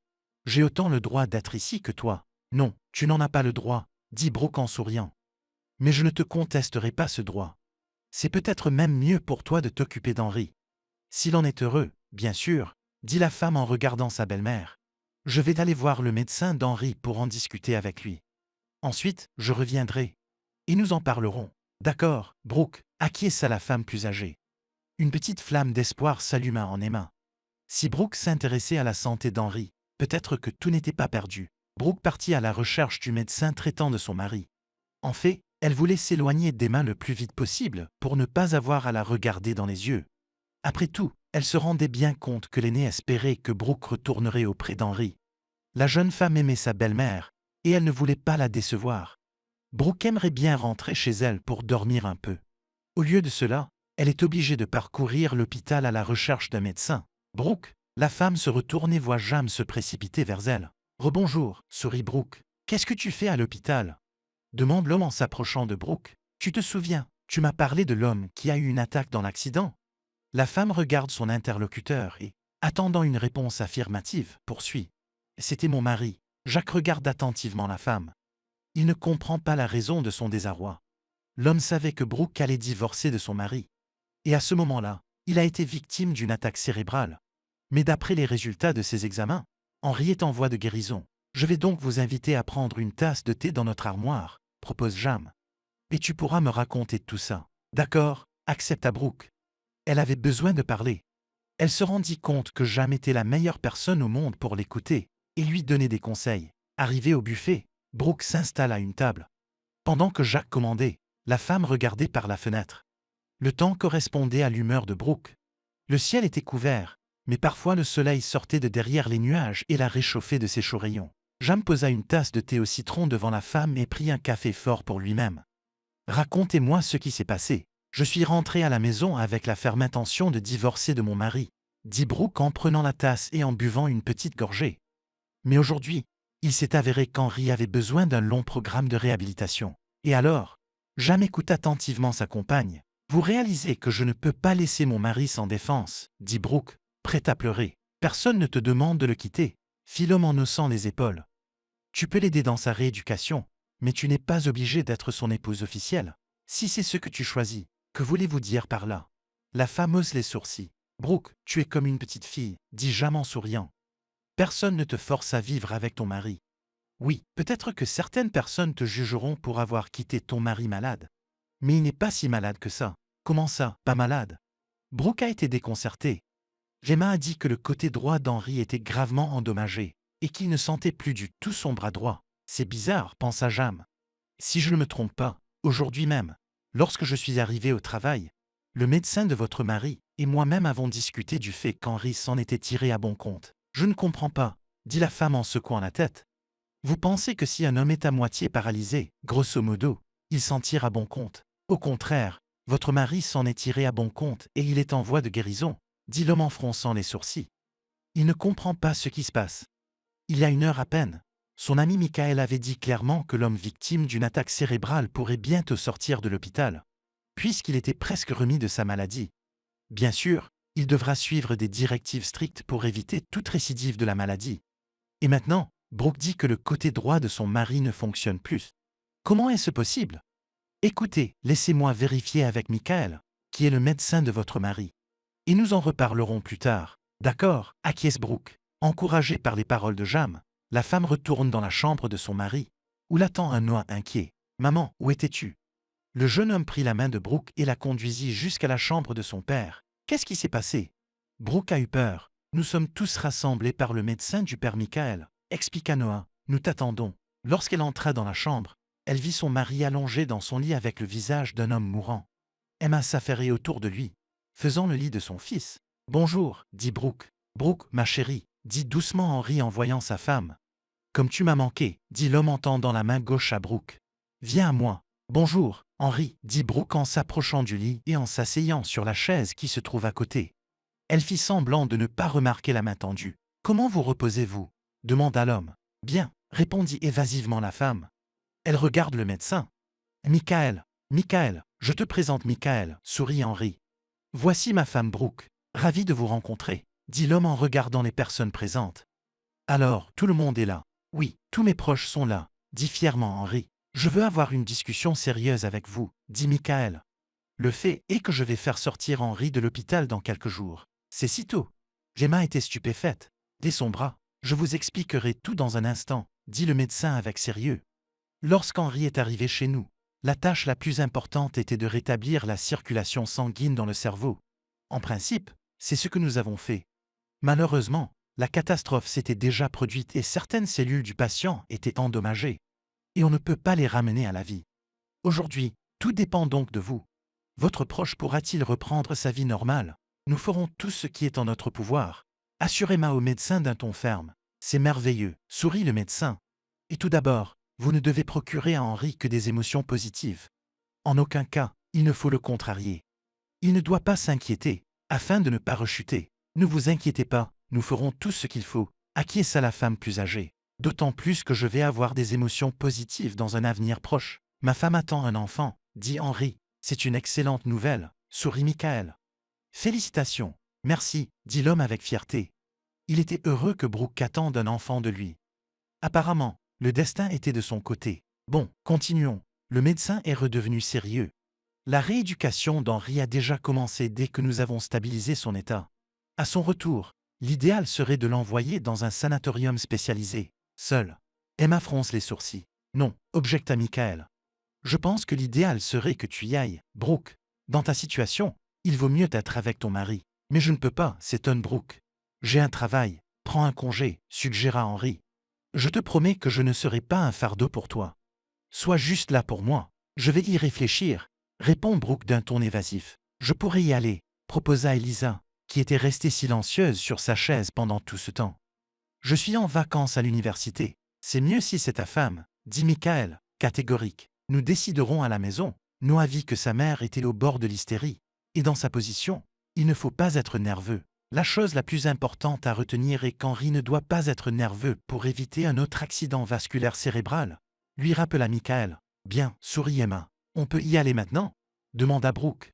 Elle était follement impatiente de sortir. L'idée que son divorce soit reporté la tenait en haleine. Oui, dit Michael en hochant la tête. Chérie, tu ne veux pas t'asseoir avec moi un petit moment? Demande Henri d'un ton piteux. Je suis épuisé, dit la femme en se levant de sa chaise. Je reviens du sanatorium. J'ai envie de prendre une douche et de m'allonger un peu. Oui, oui, bien sûr, acquiesce Henri. Alors, à demain? Brooke acquiesce. Elle sortit dans le couloir, accompagnée des enfants et de sa belle-mère. La femme s'assit sur un banc. Henri a fait en sorte, involontairement ou non, que le divorce soit reporté pour le moment. Brooke, ne t'énerve pas, dit la belle-mère en comprenant à sa manière l'état de la femme. Henri se remettra, et tout ira bien. Oui, oui, approuva Brooke. En fait, elle avait envie de hurler d'impuissance. En rentrant de l'hôpital, Brooke s'enferme dans sa chambre. Elisa frappa plusieurs fois à la porte, mais la femme fit semblant de dormir. Elle n'avait pas vraiment envie de parler à qui que ce soit en ce moment. Brooke avait besoin de réfléchir. La femme fut distraite de ses pensées par la sonnerie de son téléphone. En regardant l'écran, Brooke soupira. C'était Jam qui l'appelait. Elle n'avait pas vraiment envie de lui parler, car il n'avait rien de nouveau à lui dire. Brooke ne veut plus être déçue. Elle se rendit compte qu'elle avait déjà cédé aux supplications d'Emma et qu'elle se trouvait déjà dans une situation difficile. « Maman, il faut que je te parle » cria Elisa derrière la porte. La femme a entendu sa fille frapper plusieurs fois à sa porte, mais Brooke s'obstine à faire semblant de se reposer. « Maman, je sais que tu es réveillée. Elisa, parlons-en plus tard » proposa Brooke. Elle devait réfléchir à un plan d'action. « Non, maman, on va te parler maintenant » dit la jeune fille d'un ton exigeant. « Je ne partirai pas tant que nous n'aurons pas trouvé une solution. » Brooke quitta la chambre. « Allons à la cuisine » dit la femme en passant devant sa fille. « Prenons du thé et parlons. » Dans la cuisine, Brooke prépara du thé. Elle s'assit à la table et regarda sa fille. « Elisa, je t'écoute attentivement » dit la femme en s'adossant à sa chaise et en croisant les bras sur sa poitrine. « Maman, je… » La jeune fille ne sait pas comment entamer la conversation. « Dis-moi, seulement honnêtement, qu'as-tu décidé à propos de papa? Honnêtement ?» demanda Brooke. « Je pense à divorcer de ton père. Je ne veux pas jouer la femme qui pardonne. C'est à propos de Jam. » La femme voit que sa fille commence à s'énerver. « Non, il s'agit de ton père, » répliqua Brooke. « Cela n'a rien à voir avec Jam. Tu es sûre? » Elisa devenait de plus en plus furieuse.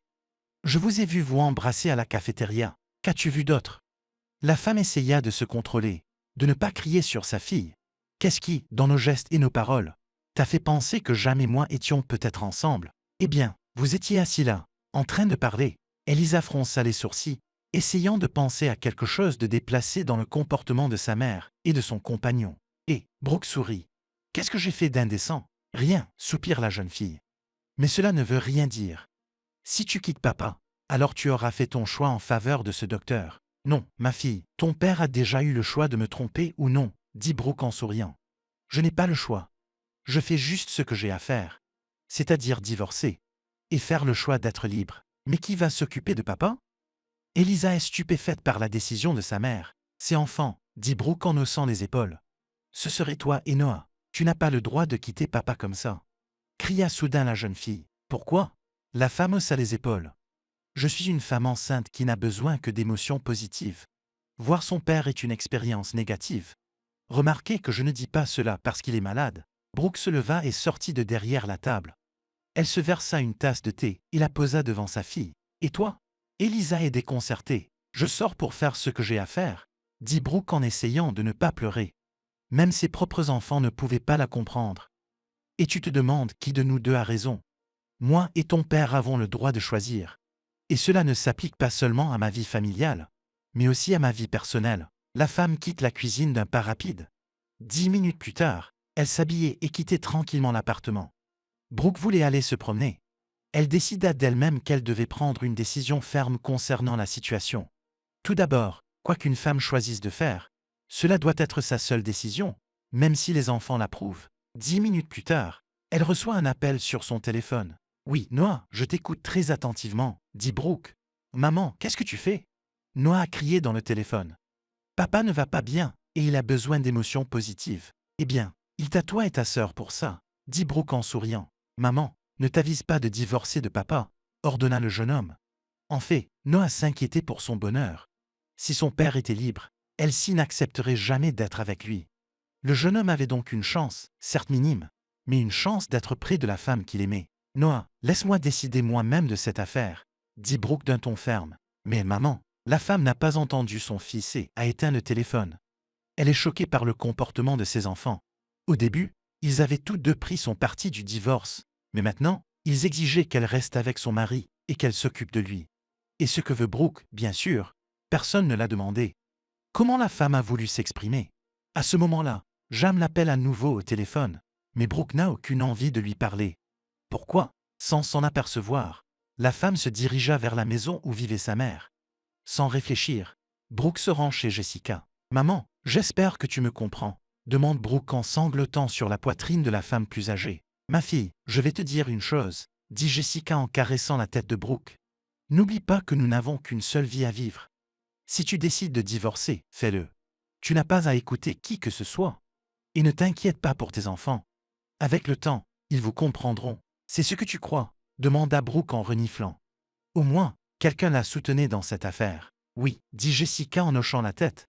D'autant plus qu'ils sont les enfants d'Henri, donc ils peuvent s'occuper de leur père et le faire se sentir bien dans sa peau. Merci, maman. Encouragée, Brooke décide de se rendre directement à l'hôpital pour parler à Henri. Oui, elle ne rechigne pas à l'aider, mais seulement en tant qu'ex-femme. Et pas plus. Jam la rattrape dans le couloir de l'hôpital. Pourquoi ne réponds-tu pas au téléphone? Demande l'homme. Je suis désolé, je n'étais pas d'humeur, dit Brooke en haussant les épaules. D'ailleurs, je sais exactement ce que tu peux me dire. Je ne pense pas que tu le saches, sourit Jam. Ton mari est un menteur et un tricheur. Brooke sourit ironiquement. Est-ce que quelqu'un lui dirait aujourd'hui quelque chose qu'elle ne sait pas? Depuis peu, cette femme a compris avec qui elle vivait depuis 25 ans. Sans aucun doute, Henri est un homme merveilleux. Lorsqu'il s'agit de la famille, c'est l'homme sur lequel on peut compter. Mais quand il s'agit de fidélité, tu as pensé que je devais être au courant, alors tu m'as appelé. Brooke a secoué la tête. Oui, votre mari se sert de sa maladie pour que vous vous sentiez désolé pour lui, reprit Jam, toujours aussi sérieux. Je ne sais pas d'où vous tenez cette information, mais le médecin d'Henri a dit clairement ce matin que mon mari est gravement malade, dit Brooke avec de la peine dans la voix. Il a besoin d'une rééducation, de préférence en compagnie des gens qu'il aime. Viens, je vais te montrer quelque chose, dit Jam en se tournant vers la pièce où se trouvait Henri. L'homme ne prit même pas la peine de vérifier si Brooke le suivrait. Il savait qu'elle le ferait. Après tout, il était important qu'elle sache ce que Jacques voulait dire lorsqu'il affirmait que son mari était un menteur. Jam, peux-tu marcher un peu plus lentement? Demanda Brooke, un peu essoufflée. Elle avait du mal à suivre son ami. On pourrait, mais on raterait le plus important, expliqua l'homme sans se retourner. Brooke, aujourd'hui, après notre conversation, j'ai encore parlé avec Michael. Et il m'a dit beaucoup de choses intéressantes. La femme est intriguée, comme le fait que tu sois enceinte d'un autre homme, dit Jam en souriant. Tu es une bonne actrice. Tu étais si douée pour faire croire que ton mari te trompait. Je ne comprends pas. Et les yeux de la femme s'assombrirent en entendant cela. Elle s'est appuyée sur le rebord de la fenêtre, respirant difficilement, pour ne pas tomber. Est-ce que ça va? Jam soutient la femme. Je ne comprends pas pourquoi Henry a menti. Demanda Brooke en respirant difficilement et en regardant son ami. C'était pour que Michael l'aide, dit l'homme en souriant. L'aider à faire quoi? La femme était stupéfaite. Si Michael vous dit que votre mari est gravement malade, vous resterez avec lui par culpabilité, et vous ne briserez pas la famille, soupira Jam. Il se souvenait de la tête de Michael lorsqu'il avait découvert qu'on avait profité de lui. Il avait immédiatement commencé à se précipiter dans la chambre pour dire à Henry ce qu'il pensait de lui. Mais Jam l'avait persuadé de ne pas le faire. Il lui propose plutôt de faire sortir le mari infidèle au grand jour. Jam a essayé d'appeler Brooke et de l'inviter à venir à l'hôpital. Mais elle ne répond pas au téléphone. L'homme a voulu la poursuivre, mais il l'a vue par la fenêtre. Jam a immédiatement envoyé Michael voir Henry pour avoir une discussion sérieuse et a attendu que Brooke le lui dise. « Qu'est-ce qu'on fait maintenant ?» demanda Brooke, reprenant un peu ses esprits. « Maintenant, nous allons aller discrètement dans la pièce. Écoutez ce dont Michael et ton mari vont parler, » dit Jam d'un air conspirateur. Brooke acquiesça d'un signe de tête. Le couple marcha tranquillement jusqu'à la chambre et entra. Il y avait un petit couloir devant la grande pièce où se trouvait l'entrée de la salle de douche. C'est dans cette pièce que Brooke et Jam se placèrent pour ne pas être vus accidentellement par Henry. La femme sortit son téléphone et activa l'enregistrement vidéo. « Henry, comment as-tu pu me piéger ?» Michael était indigné. « Je ne sais pas de quoi vous parlez. » Le patient haussa les épaules. « Vous m'avez dit que votre femme vous avait trompé. Mais vous ne vouliez pas détruire la famille. Alors j'ai accepté de jouer le jeu en disant à votre famille que vous étiez gravement malade, poursuit le médecin. J'ai aussi pensé que c'était très noble de votre part. Il est rare de trouver un tel homme de nos jours. Je ne veux vraiment pas perdre ma femme, acquiesce Henry. Est-ce ma faute? Oui, mais vous n'avez pas dit que l'adultère, dans ce cas, était de votre fait, s'emporte Michael. Et la maîtresse était une amie de votre femme. Docteur, allez-vous cesser de recueillir les ragots de l'hôpital? Demanda Henry d'un ton condescendant. Les ragots? Le docteur est furieux. Ça y est, ton mari est mort, murmura Jam à l'oreille de Jam Brooke. Il avait enfin réussi à énerver Michael. Des ragots? Répéta Michael en essayant de se ressaisir. Sais-tu que ta femme préférée, Elsie, est venue me voir et m'a demandé de faire tout mon possible pour que tu te rétablisses. Puisque, étrangement, elle attend aussi un enfant de toi. Michael, ne te méprends pas, dit Henry en se levant du lit, en allant à la table et en se servant un verre de thé qu'Emma avait apporté pour lui. Ma femme et moi étions dans une mauvaise passe à ce moment-là, et il se trouve qu'Elsie était là pour moi. Une excuse bien pratique, sourit le médecin. Docteur, ne vous méprenez pas, je ne me justifie en aucune façon, dit le patient en prenant une grande gorgée de thé. Je me reproche constamment d'avoir cédé à cette tentation. Si je n'avais pas commis l'adultère, ma femme et moi serions en train de préparer la naissance de notre enfant. Alors pourquoi m'as-tu piégé?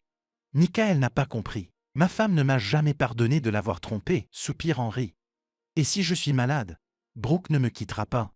Et pendant le temps qu'il me faudra pour me rétablir, je ferai en sorte qu'elle me pardonne. Vous êtes sûr de vous?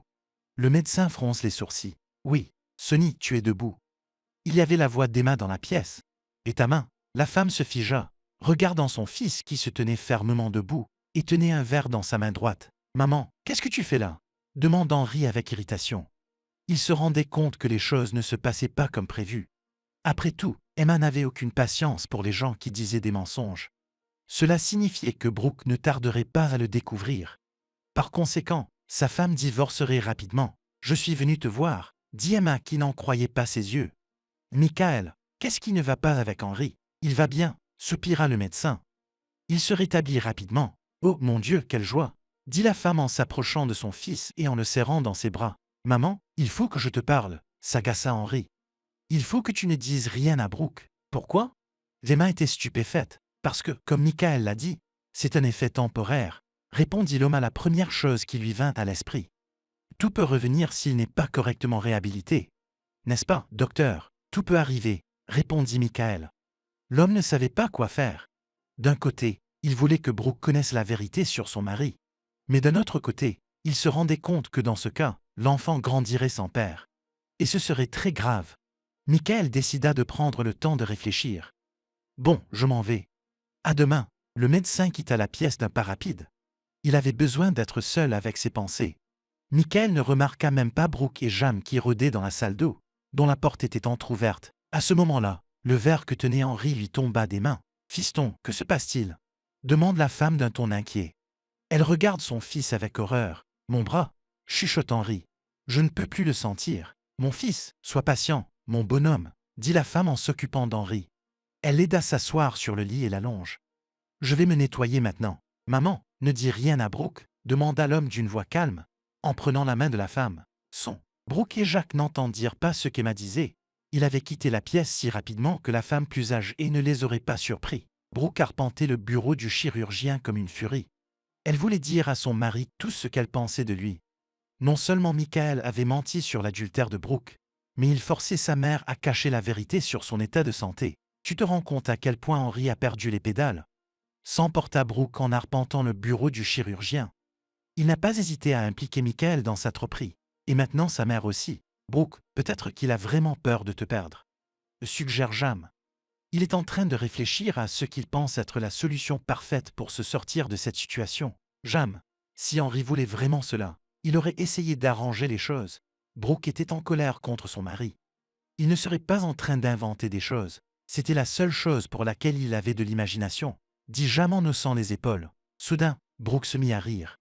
Pour la première fois depuis des jours, elle se sentait à l'aise. Elle allait enfin pouvoir demander le divorce sans que personne ne le lui reproche. Brooke, tu vas bien? Demanda l'homme d'un ton inquiet. Oui, Jam, je vais bien, répondit la femme, un peu plus calme. Elle poussa un soupir de soulagement, comme si un lourd poids avait été enlevé de ses épaules. Je me sens enfin moi-même. Je ne suis plus une marionnette dans le jeu d'Henri. Brooke, il faut fêter ça, suggéra Jam. Soudain, son visage rougit. Qu'est-ce qui ne va pas? La femme fronça les sourcils, voyant sa réaction. Je ne peux pas aujourd'hui. L'homme était mal à l'aise avec la situation. J'ai un rendez-vous. Tu as rencontré une femme et tu ne dis rien. Brooke était heureuse pour son ami. Jam, je te félicite. Merci, dit l'homme en souriant modestement. Pourquoi n'as-tu rien dit? La femme voulait en savoir plus sur la relation de Jam. Qui est-elle? Que fait-elle? Elle est jeune et belle. Le visage de l'homme devient sérieux. Il se tait car il n'y a rien à dire pour l'instant. Je viens à peine de la rencontrer. Et elle est dans mon cœur, soupira Jacques d'un air rêveur. Puis il regarda son ami. Brooke, ne le prends pas mal, d'accord? Jam, il n'y a pas de rancune, sourit la femme. Merci de votre compréhension, dit Jam en raccompagnant la femme à la porte. Rentrez chez vous et reposez-vous. Je t'appellerai demain matin pour que tu me dises ce que tu as décidé au sujet de ta situation. D'accord, dit Brooke en sortant du bureau du chirurgien. La femme sourit. Elle était follement heureuse pour son ami. Jamais un homme bon et décent qui mérite une belle fille qu'il aimera. Lui et le travail qui lui tient tant à cœur, et les choses s'améliorent à nouveau dans sa vie. Elle n'hésite plus à demander le divorce. Brooke, que fais-tu ici? La femme entend soudain derrière elle. En se retournant, elle aperçoit Emma. Tu es là pour voir Henri? Non, je suis là pour un contrôle avec mon médecin, se dit Brooke. Elle n'allait pas se dévoiler à sa belle-mère. Tu as vu ton fils? Oui, je l'ai vu, soupira Emma. La femme regarda Brooke, se demandant si elle devait ou non lui dire la vérité sur l'état de santé de son fils. Elle se rendit compte que si elle disait la vérité, Brooke divorcerait immédiatement d'Henri. Et son fils n'y survivrait pas. D'un autre côté, si elle gardait le silence, comment pourrait-elle regarder Brooke et sa mère Jessica dans les yeux? Et comment se sent-il? Demanda Brooke d'un ton inquiet. Elle voyait la détresse de sa belle-mère, et se demandait si Emma allait dire la vérité ou non. En même temps, elle reprocha à Henri d'avoir mis sa mère dans une position aussi inconfortable. Il va mieux, décida la femme plus âgée pour ne pas révéler la vérité. Peut-être qu'Henri avait raison et que Brooke pardonnerait à son mari en l'aidant dans sa rééducation. J'en suis ravie, dit la jeune femme en souriant. Brooke, souviens-toi à quel point vous vous aimiez, dit Emma en prenant la main de Brooke. Oui, nous l'avons fait, confirme Brooke. Mais Henri avait tout fait exploser. Tu vois, Emma, Henri m'a trompée pendant 1 an. Et il n'avait aucun remords. Pour moi, un infidèle est comme un chiffon sale. J'ai toujours dit à Henri que si tu es amoureux d'une autre femme, tu ferais mieux de le lui dire tout de suite. Quel genre d'amour y a-t-il? Ce ne sont que des hormones, dit la femme d'un geste de la main. Et ton enfant? Emma tenta à nouveau de persuader Brooke de ne pas divorcer de son fils. D'après tout, un bébé a besoin de ses deux parents. Je n'empêcherai pas Henri de voir le bébé, dit Brooke en souriant. Toi non plus, dit-elle en passant son bras autour des épaules de sa belle-mère. Emma, je t'aime tellement. Tu es l'exception à la règle. Les belles-mères détestent généralement les femmes de leurs fils, mais tu m'as toujours défendu et tu as pris mon parti dans nos disputes avec Henri. Je t'en suis très reconnaissante. Brooke, je suis désolée. Chuchote la femme. Des larmes brillent dans ses yeux. La femme n'arrive pas à savoir quoi faire. Doit-elle le dire ou non? Brooke, voyant la détresse de sa belle-mère, décide de l'épargner. J'ai une idée, suggère Brooke. Je suis affamée. Pourquoi n'irions-nous pas dîner dans un café? D'accord, soupira Emma. Quelle merveilleuse belle-fille elle avait. Je vais appeler Jessica. Dis-lui de venir aussi. Et je vais t'appeler Elisa pour qu'elle se joigne à nous. Brooke sortit son téléphone et commença à composer le numéro de sa fille. Maman, je ne peux pas parler pour l'instant, dit la fille d'un ton joyeux en répondant à l'appel de la femme. J'ai un rendez-vous. Un rendez-vous. Brooke est surprise. Mais la femme n'eut pas le temps de dire quoi que ce soit d'autre, car la sonnerie l'interrompit. Elisa avait laissé tomber l'appel. Qu'a dit Elisa? Demanda Emma en voyant le visage hébété de Brooke. Elle ne viendra pas car elle a un rendez-vous, s'inquiéta Brooke. Depuis quand sa fille a-t-elle un jeune homme? Et pourquoi ne sait-elle rien à ce sujet?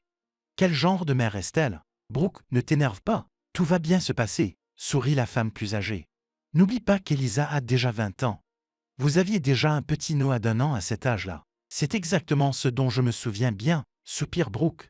Mon Dieu, ces enfants avaient grandi si vite. Viens, ta mère va bientôt arriver, dit Emma en prenant la main de Brooke. Oui, ce serait dommage que Brooke cesse de lui parler après le divorce. Arrivé au café, Brooke se calme un peu. Après tout, sa fille est une fille intelligente et raisonnable. Et Elisa n'est qu'à un rendez-vous, et sa mère commence à s'inquiéter. En entrant dans le café, Brooke aperçoit sa mère assise à l'une des tables à l'extérieur du café. Elle fait signe à sa fille et à Emma de ne pas faire de bruit et d'être prudente. Qu'est-ce qui ne va pas? Demande Brooke, inquiète, en s'approchant de sa mère. Regarde, dit Jessica en désignant le côté opposé du café. En se retournant, elle vit Noah assis à une table avec une femme, lui tenant la main. Je vois, dit Brooke en fronçant les sourcils. Elle ne comprenait pas la raison de l'inquiétude de sa mère. Ce n'est que lorsque la femme se retourna que Brooke comprit. Elle-ci. Brooke s'assit à la table pour ne pas tomber à la renverse. Qu'est-ce qui se passe? Pourquoi Noah est-il assis à la même table qu'elle-ci? Pourquoi lui tient-il la main? Qu'est-ce qu'ils peuvent bien avoir en commun? Je suis choquée. Emma était scandalisée. Elle ne pouvait pas avoir le père. Alors elle s'en est prise au fils. Je vais lui donner du fil à retordre, dit Jessica d'un ton menaçant en se levant de table. Bon, les grands-mères, on se calme, dit Brooke d'un ton ferme. C'est moi qui parlerai. La jeune femme se lève de table et se dirige vers Noah. Noah, sourit Brooke en s'approchant de son fils. Qu'est-ce que tu fais là, maman? Le jeune homme rougit à la vue de Brooke. La jeune femme perçoit la confusion de son fils. Il ne s'attendait visiblement pas à voir sa mère ici. Surtout pas en compagnie d'Elsie. Noah m'a invité à dîner, intervint Elsie. Et comme je suis célibataire, j'ai décidé de ne pas refuser l'offre. Maman, laisse-moi t'expliquer tout ça plus tard, dit Noah en regardant Brooke d'un air suppliant. Mais la jeune femme ne le remarque pas. Ce qui lui importait maintenant, c'était de savoir ce qu'elle s'y attendait de Noah, et le cas échéant, de protéger son enfant de ce prédateur. Et peu importait que Noah soit un jeune homme capable de se débrouiller seul. Pourquoi alors? Brooke haussa les épaules. Elle s'assit à côté de son fils à la table. L'atmosphère du café est très chaleureuse, ce qui prédispose aux révélations. Veux-tu entendre la vérité? Brooke voyait bien qu'Elsie se moquait d'elle. Je suis désolé, femme, mais personne ne te le demande, sourit Brooke. Je parle à mon fils. Les opinions de gens comme vous ne m'intéressent pas. Vous devriez l'être, dit Elsie avec un sourire ironique. Tu devrais être plus gentil avec moi. Pourquoi devrais-je l'être? Brooke renifle. Les femmes qui couchent avec les maris des autres ne sont pas dignes de respect. Maman, dit Noah pour empêcher Brooke d'insulter sa femme préférée. Je veux te dire merci et Henri, poursuivit Elsie avec un sourire. Vous avez élevé un bon fils, contrairement à son père. Qu'est-ce que tu veux dire par là? Brooke fronce les sourcils. Elle connaissait trop bien Elsie et savait exactement ce que ce sourire signifiait. Noah m'a demandé de l'épouser pour que mon bébé naisse dans une famille complète, fit Elsie en donnant l'impression que la justice universelle avait été rendue. Il veut que mon bébé ait un papa. Noah, qu'as-tu fait? Dire que Brooke était sous le choc était un euphémisme. Elle était dans un état de stupeur totale. Maman, j'aime Elsie depuis longtemps, dit le jeune homme d'un ton ferme. Et je veux être avec elle. Ça ne te dérange pas qu'elle ait été la maîtresse de ton père? Brooke n'arrivait pas à se calmer. Non, Noah était calme. Maman comprend, Elsie est la seule avec qui je serai heureux. S'il te plaît, n'interfère pas avec notre bonheur. Elsie, te rends-tu compte de l'absurdité de la situation? Brooke se tourne vers son ancienne amie. Noah grandit juste devant toi. Tu sais, chérie, j'ai toujours voulu être aimée un peu comme ton mari t'a aimé. Elsie sourit. Et maintenant, mon rêve est enfin devenu réalité. Je ne pouvais pas fonder une famille avec Henry. Alors tu as pris ton fils. Mais tu n'aimes pas Noah, dit Brooke, désespérée. Elle voulait serrer son fils contre elle et ne pas le laisser partir jusqu'à ce qu'il se rende compte qu'il faisait une erreur. Je l'aime bien, admit Elsie. Et avec le temps, je l'aimerai. Peut-être. Brooke se leva rapidement de table et voulut attraper les cheveux d'Elsie pour la traîner hors du café, loin de son fils. Mais Noah a devancé les actions de sa mère. Il prit Brooke dans ses bras et l'escorta jusqu'au bar. Maman, laisse-moi choisir comment vivre ma vie, dit Noah d'un ton ferme. Si j'ai une petite chance d'être avec Elsie, je serai avec elle. Mais elle n'est pas digne de toi. C'est mon choix, s'emporte le jeune homme. Maman, on m'a proposé un travail dans une autre ville. Elsie et moi avons décidé d'aller là-bas, loin de tout le monde. Chérie, allons-y. Elsie prend la main de Noah et l'entraîne hors du café, laissant Brooke debout près du bar. Elle est dévastée et anéantie. Ma fille, qu'est-ce qui ne va pas? Jessica s'inquiète à la vue de sa fille. Brooke, qu'est-ce que Noah t'a dit? Emma lui tend un verre d'eau. Noah va épouser Elsie. Brooke n'arrivait pas à croire ce qu'elle disait. Comment a-t-elle pu penser une chose pareille? Il se trouve qu'il est amoureux d'elle depuis longtemps. Wow, Jessica expire. Bon, il faut neutraliser cette Elsie, dit Emma d'un ton déterminé. Le lendemain matin, Brooke se rend à l'hôpital pour voir son mari et régler la situation avec son fils et Elsie. Brooke, mon amour, sourit Henry en voyant sa femme. Bonjour. C'est très gentil à toi de venir me voir. Je pensais que tu n'avais pas besoin d'un mari handicapé. Henry, je sais parfaitement que tu vas bien, l'interrompit brusquement la femme. Elle ne voulait pas faire de démagogie inutile. La seule chose qui la préoccupait maintenant était le futur mariage de Noé, et elle n'avait même pas demandé à Elisa comment s'était déroulé le rendez-vous d'hier. Elle ne pensait qu'à son fils. Enfin, si on compte mon côté droit qui ne fonctionne pas, fait la moue de l'homme. Arrête, interrompt Brooke. Je ne suis pas intéressé par tes manipulations avec ta santé en ce moment. La femme sortit son téléphone et montra à son mari une vidéo d'Henri parlant à Michael. J'ai une conversation sérieuse avec toi. Je ne te donne pas le divorce, dit Henri d'un ton ferme, réalisant que sa femme avait désormais le droit moral de demander le divorce. De toute façon, dans 3 mois, j'irai au tribunal. Brooke est au bord de l'hystérie. Et Noah a décidé d'épouser Elsie pour que son enfant ne grandisse pas sans père. C'est le problème qu'il faut d'abord résoudre. Qu'est-ce que cela a à voir avec moi? L'homme regarde sa femme d'un air perplexe. Pour moi, c'est la meilleure option. Elsie est, disons, installée, et ne s'immiscera plus dans notre famille. Tu es sérieux? Chuchote Brooke. La voix de la femme s'éteint dans l'indignation. Pourquoi Noah devrait-il se sacrifier pour te faciliter les choses? Je ne lui ai pas demandé de le faire, dit l'homme. Cela ne vous dérange pas que votre fils se marie avec cette Elsie? Brooke est indignée au plus haut point. Elle est sur le point d'avoir une attaque. C'est son choix, dit Henri en haussant les épaules. C'est un grand garçon. Tu es sérieux maintenant? Chuchota Brooke. Tu ne vas même pas faire quelque chose pour empêcher ton fils de faire cette erreur. Qu'est-ce que tu veux de moi? L'homme regarda attentivement sa femme. Résolvez déjà ce problème, s'écrie la femme. Apprenez à assumer la responsabilité de vos actes. D'accord, je vais m'assurer qu'elle s'y laisse notre fils, propose Henri. Dieu merci, ton bon sens l'a emporté, exhala Brooke. Mais pour cela, tu seras toujours avec moi, quel que soit ton statut. Brooke est stupéfaite d'entendre l'ultimatum de son mari. Que veux-tu dire par quel que soit ton statut? Qu'est-ce que tu veux dire? Demande Brooke en fronçant les sourcils. Tu réalises qu'elle s'y posera comme condition que je l'épouse, expliqua Henri en regardant sa femme d'un air triomphant. Et je t'aime, et je ne veux pas te perdre. Veux-tu dire que tu m'offres le rôle de maîtresse? Les yeux de la femme s'écarquillent. Elle ne s'attendait pas à une telle insolence. Pourquoi maîtresse? L'homme haussa les épaules. L'amant d'une femme. À ce moment-là, un message de Jam est arrivé sur le téléphone de la femme, disant qu'il avait une information urgente à lui communiquer. Je dois y réfléchir, répondit Brooke. Bien sûr, elle s'attendait à ce qu'Henri ne se précipite pas pour sauver son fils, mais qu'il lui impose une condition aussi humiliante. C'est ce qu'elle n'avait jamais imaginé. Pensez-y, mais pas longtemps, sourit Henri. Mon offre a un délai de prescription. En fait, il attendait avec impatience la décision de sa femme. L'homme espérait que tout serait pareil. Si tout se passait exactement comme il l'avait prévu, ce serait le développement le plus idéal pour lui. Henri voit déjà qu'il passera tout son temps libre avec Brooke et qu'elle-ci n'aura qu'une infime partie de son attention. Brooke regarde son mari avec dégoût. Comment avait-elle pu l'aimer pendant ces 25 années sans remarquer à quel point il était méchant? Henri avait-il toujours été comme ça? Pourquoi ne l'avait-elle pas vu? La femme quitta la chambre et s'assit sur un banc dans le couloir. Elle avait besoin de récupérer un peu. Brooke décrocha le téléphone et composa le numéro de Jam. « Oui, j'écoute », répond l'homme. « Jam, c'est moi », se réjouit Brooke. « Je suis à l'hôpital. J'en sortirai dans une trentaine de minutes », dit Jam d'un air occupé. « Attends-moi, s'il te plaît. »« D'accord, je prendrai un thé à la cafétéria », dit Brooke en raccrochant. Brooke s'assit à la table et, tout en sirotant son thé chaud, regarda le fil d'actualité de son téléphone. Elle attendait que Jam l'appelle. Soudain, elle entendit une voix féminine familière.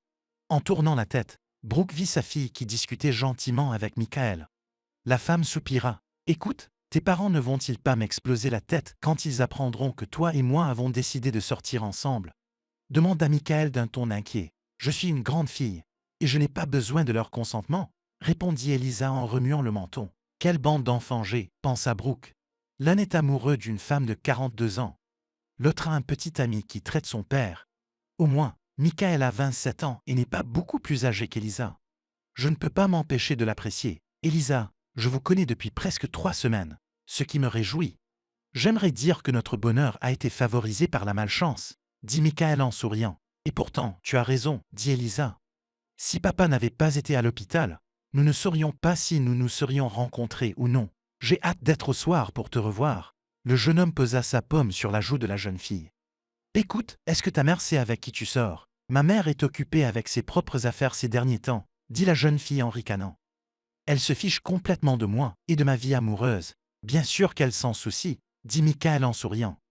Si mon mari faisait ce genre de choses avec sa maladie, je n'aurais pas beaucoup de temps pour des discussions à cœur ouvert non plus. C'est juste que papa aime maman et qu'il ne veut pas qu'elle le quitte, dit Elisa en haussant les épaules. Stop, pensa Brooke en fronçant les sourcils. Elisa était donc au courant de la simulation d'Henri et n'a rien dit. Comment cela? Pourquoi? Soudain, Michael reçut un appel téléphonique. Après avoir parlé, il s'est levé brusquement de la table. C'est ça, je me sauve, dit rapidement le jeune homme. Je serai bientôt là, dit Michael en éteignant le téléphone et en regardant son interlocuteur. Chérie, je dois y aller. Appel urgent. Je comprends tout. Cours, soupira la jeune fille. Je te vois ce soir, dit le jeune homme en embrassant Elisa sur la joue et en quittant la cafétéria d'un pas rapide. Brooke regarda Michael, puis reporta son regard sur sa fille, qui était assise avec un sourire rêveur sur le visage. La femme voyait bien qu'Elisa était amoureuse. Brooke décida de parler à sa fille. « Bonjour Elisa », dit la femme en souriant et en s'approchant de la table. « Tu es venue rendre visite à ton papa ?»« Oui, maman », dit Brooke en voyant que sa fille était confuse. « Mais j'ai pensé prendre un café d'abord. »« Oui, 2 tasses à la fois », dit-elle en désignant la table où se trouvait la vaisselle. Il se trouve que, comme par hasard, Elisa rougit. « Tu es déjà de ton père. Qu'est-ce qui te fait penser ça ?» Brooke s'assit à côté de sa fille, à la place de Michael. « C'est juste que tu n'étais plus là quand j'ai quitté la maison, » dit Elisa en haussant les épaules. « Ma fille, tu n'as rien à me dire ?» demanda Brooke à voix basse. Elle comprenait qu'une conversation aussi sérieuse ne devrait pas avoir lieu entre les murs de la cafétéria de l'hôpital. Mais après les récents événements, les nerfs de la jeune femme ne le supportaient pas. « De quoi parles-tu » Le visage de la jeune fille était rouge et ses yeux effrayés. « Elisa, je sais tout » dit la femme d'un ton ferme. Elle voit que sa fille panique. La jeune fille réfléchit à ce que savait sa mère. « Que veux-tu dire par là ?» demanda Elisa, essayant d'obtenir de sa mère l'étendue de ses connaissances sur ce qui se passait. « Je parle de ta relation avec Michael, de la tromperie sur la santé de ton père. » Brooke commença à énumérer. « Dois-je continuer? Comment ?» La jeune fille était sous le choc. « Comment savez-vous tout? C'est arrivé comme ça, » dit Brooke. Soudain, l'idée de laisser les choses en l'état lui vient à l'esprit. Si Noah veut épouser la maîtresse enceinte de son père, c'est son affaire.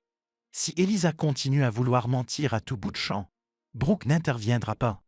S'il est rentable pour Henri de jouer les malades, alors, s'il vous plaît, ne la prenez pas. Brooke se leva silencieusement de la table et quitta le placard. Elisa cria quelque chose après sa mère, mais celle-ci ne l'entendit pas. Après tout, elle en avait assez d'être la complice de tout le monde. Surtout quand tout le monde en avait besoin, pas elle. Ça y est, il était temps de s'occuper d'elle et du futur enfant. Brooke sortit du bâtiment de l'hôpital et s'assit sur un banc. La femme était dévastée à l'intérieur, Elle n'avait même pas une idée en tête. Soudain, le téléphone sonne. Bonjour, répondit Brooke sans émotion. Je suis libre, et je peux te rencontrer, dit Jam joyeusement. Je suis à l'extérieur de l'hôpital. Soupire Brooke. J'arrive tout de suite, éteint Jam. 10 minutes plus tard, un jeune homme sortit du bâtiment de l'hôpital. Lorsqu'il aperçut Brooke, il marcha d'un pas vif vers elle. Comment vas-tu demanda Jam en voyant l'état de son ami. Bien, dit la femme d'un geste de la main. Comment s'est passé ton rendez-vous d'hier soir? Parlons en plus tard, dit l'homme d'un ton sérieux. Je voudrais vous dire une chose très importante. Je sais que je viole le secret médical, mais je pense qu'il faut que vous le sachiez. Qu'est-ce qu'il y a? Brooke regarda son ami d'un air fatigué. Elsie a un cancer de stade 2. Brooke pensait avoir mal entendu. Comment une femme de 42 ans en bonne santé peut-elle avoir un cancer? Je ne comprends pas, dit la femme en secouant la tête. Malgré la colère qu'elle ressent pour Elsie, Brooke ne veut pas qu'elle subisse ce sort. Mais elle est enceinte. Je ne vais pas vous ennuyer avec les termes. Mais Elsie va mettre fin à la grossesse, soupira Jam. Il se souvient des yeux de cette femme lorsqu'elle a appris ce qui l'attendait. Il se souvient de la douleur et du désespoir qu'il contenait. Comment Elsie avait-elle appris son diagnostic? Brooke soupira. Sa grossesse avait entraîné un examen complet, qui avait révélé le cancer.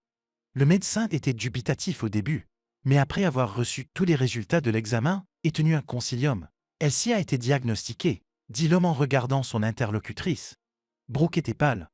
Comment vous sentez-vous? Moi? La femme semblait surprise que jamais posé cette question. Qu'avait-elle à voir avec le fait d'être comme elle si Elsie était dans un tel état? Soudain, Brooke réalisa à quel point tout était relatif dans ce monde. Il y a 10 minutes, elle était en colère contre son ex-petite amie, et maintenant elle était prête à aller chez elle pour la soutenir. Et tous les problèmes de cette femme semblaient si insignifiants comparés à la perte de l'enfant qu'elle attendait depuis longtemps. Jam, j'y vais, se leva brusquement la femme. Pour aller où? S'étonna l'homme. Chez Elsie, répondit Brooke d'un ton perplexe. Ne se rendait-elle pas compte que son amie avait besoin de soutien en ce moment? Tu es sûr de toi? Demanda Jam avec hésitation. Tu devrais peut-être laisser à Elsie le temps de reprendre ses esprits. Non, nous devons partir maintenant, dit la femme d'un ton obstiné. Je veux qu'Elsie sache qu'elle n'est pas seule, qu'elle peut toujours venir me demander de l'aide. Appelez-moi si vous avez besoin de quoi que ce soit, prévient l'homme. D'accord, dit Brooke en se dirigeant vers sa voiture. 30 minutes plus tard, elle se trouvait devant la porte de l'appartement de son amie. Peu à peu, sa détermination fond. Que dirait Brooke à Elsie pour la rassurer? Il n'y a pas de mots pour effacer la douleur d'une mère à la perte de son enfant. Brooke savait très bien à quel point son amie voulait être mère. La femme appuya sur la sonnette. Lorsque la porte s'ouvrit, les yeux de Brooke s'écarquillèrent d'horreur devant une Elsie, échevelée et en pleurs. Son maquillage était étalé sur tout son visage. « Qu'est-ce que tu veux » demande Elsie avec colère, sans remarquer les larmes qui coulent sur son visage. « Je sais tout » murmura Brooke, essayant de ne pas pleurer. Elle devait être forte pour soutenir son amie. « Quoi? Tu es ici pour te réjouir ?» Les mots jaillirent de la logeuse comme du venin. Sa rivale est vaincue. Elle a été frappée d'une maladie mortelle. Maintenant ton mari va rester avec toi et Noah va me quitter. Elsie, je suis venue ici pour t'aider, dit-elle. Une boule dans la gorge l'empêchant de parler. Aider à quoi? Elsie continue d'être en colère. Elle avait l'impression que le monde entier était responsable de sa maladie. Mon Dieu, tu es vraiment une idiote, murmure Brooke. Elle s'approche de son amie et la serre dans ses bras. À ce moment-là, la femme se rend compte qu'elle a pardonné à Elsie. Après tout, sa santé était bien plus importante qu'un stupide délit. Soudain, la propriétaire s'est adoucie et n'a pas résisté. Brooke, je suis désolé, sanglota Elsie de sa voix. Dieu m'a puni pour m'être mêlée de la famille de quelqu'un d'autre et l'avoir détruite. Je voulais tellement d'être à ta place, et à la fin j'ai perdu ce que j'avais de plus précieux, mon enfant. Je ne veux pas vivre sans mon enfant. Brooke réconforte son ami sans remarquer ses larmes. Qui aurait pu penser que le destin prendrait un tel tournant dans leur vie? Et Brooke s'asseyait par terre dans le couloir pour réconforter Elsie qui sanglotait sur ses genoux. Elsie, ne t'inquiète pas, chuchote Brooke à son ami. Tout d'abord, tu dois t'occuper de ta santé et vaincre cette maladie. Et comment pourrais-je vivre sans mon enfant? Elsie est au bord de la folie. Après tout, elle avait déjà acheté à son bébé tant de belles choses, imaginant comment il se promènerait dans la rue avec. Elsie, souviens-toi, nous avons reçu 2 jumelles à la crèche. Se souvient soudain Brooke. Est-ce qu'elles sont rousses? La propriétaire fronça les sourcils en se souvenant des filles. Oui, comme 2 chatons roux, dit la femme en souriant. Saviez-vous qu'elles avaient été adoptées? Ils ont été retirés d'un orphelinat. Où voulez-vous en venir? Demande Elsie en reniflant. Bien qu'elle commence à avoir une vague idée de ce à quoi son ami veut en venir, il y a tant d'enfants abandonnés dans notre pays qui rêvent de l'amour et de l'affection d'une mère. Brooke réalisa qu'elle était sur la bonne voie. Et vous pouvez donner cela à un enfant, le rendre heureux. Vous pensez que c'est le cas? Une lueur d'espoir apparaît enfin dans les yeux d'Elsie. Je pense que oui, dit Brooke en hochant la tête. Maintenant que son amie avait un but, elle se battrait pour sa vie. Brooke, je suis vraiment désolé, s'il te plaît, dit Elsie en regardant son amie dans les yeux. Il était important pour elle que son invité ne soit pas rancunière. J'ai détruit ta famille. J'ai laissé ton enfant sans père. Pour être honnête, je dois vous remercier, sourit Brooke. Pourquoi? Elsie est un peu déconcertée par les paroles de son amie. Toute cette situation m'a ouvert les yeux sur mon mari, dit-elle en souriant. Henri a toujours été égoïste et n'aimait que lui avant tout. Ensuite, il nous a aimés, moi et les enfants. Je pensais que c'était ainsi que les choses devaient se passer. Oui, mon mari était généreux en cadeaux. Il s'occupait de moi en public, il m'aidait, mais en réalité. Brooke soupire. Souvent, après le dîner, Henri se levait de table et allait dans la chambre, laissant toute la vaisselle sur la table. Je n'aurais jamais cru qu'il était comme ça, s'étonnait Elsie. Je ne sais pas pourquoi, mais j'ai trouvé ça normal, sourit la jeune femme. C'est seulement maintenant que je réalise que j'ai vécu comme un zombie, sous l'emprise de l'homme que j'aimais. Brooke, merci d'être avec moi. 3 ans se sont écoulés. Brooke marchait dans la rue avec la petite Lily. On remarquait que la femme était nerveuse. Emma et Jessica étaient assises l'une à côté de l'autre sur un banc, parlant avec enthousiasme des dernières nouvelles. « Maman, qu'est-ce qui t'a pris tant de temps ?» demanda Elisa en jetant un coup d'œil à Brooke. « Je ne sais pas, » soupire la femme. « Elles auraient déjà dû sortir. Sommes-nous en retard ?» La voix de Michael retentit soudain derrière elle. Brooke se retourna et vit le fiancé de sa fille, accompagné de jamais de sa femme Madison. La femme était heureuse pour son compagnon. Madison était une fille formidable qui soutenait son conjoint en tout. Il était un soutien pour lui. Non, nous ne sommes pas en retard. Elisa s'approcha du marié et l'embrassa. Qu'est-ce qui vous a pris tant de temps? Demanda Jam. Il se dirigea vers Lily et la prit dans ses bras. Tu es ma bonne fille, dit l'homme qui était le parrain de la jeune fille d'un ton affectueux. Tu es ma chérie. Nous ne savons pas, dit Brooke en haussant les épaules. Nous sommes déjà inquiets. Alors, pendant qu'ils sont partis, on peut parler un peu de l'événement à venir, suggéra Elisa en faisant référence à son mariage avec Michael. Il n'y aura pas beaucoup de temps pour ça après. Et il y a beaucoup de choses à régler. As-tu réussi à parler à ton père? Demanda Brooke. Le fait est que lorsqu'Henri a compris que sa femme ne lui reviendrait pas, il a décidé qu'il n'avait plus rien à faire dans cette ville. D'autant plus que, d'une manière ou d'une autre, des informations sur ses pseudo-séquelles après sa maladie avaient filtré à l'usine où il travaillait. Et tout le monde s'est mis à en parler, le plus souvent de manière ironique. Henri a donc décidé de déménager dans une autre ville. Il a coupé tout contact avec ses enfants parce qu'il les considérait comme des traîtres. Sa mère ne l'a pas suivi, bien qu'Henri l'ait appelé. Emma préféra rester, car son Brooke et ses petits-enfants étaient ici. Pour cette raison, son fils unique lui en voulait beaucoup. Non, dit Elisa en souriant tristement. Après le divorce de ses parents, elle n'avait jamais revu son père. Dommage que l'ambition d'Henri ait pris le dessus sur ses sentiments. Regardez, les voilà, sourit Madison. Elsie et Noah, tout heureux, sortirent de la porte de l'orphelinat, portant dans leurs bras une petite boule attachée par un ruban bleu. Bien sûr, Brooke n'a jamais approuvé le choix de son fils.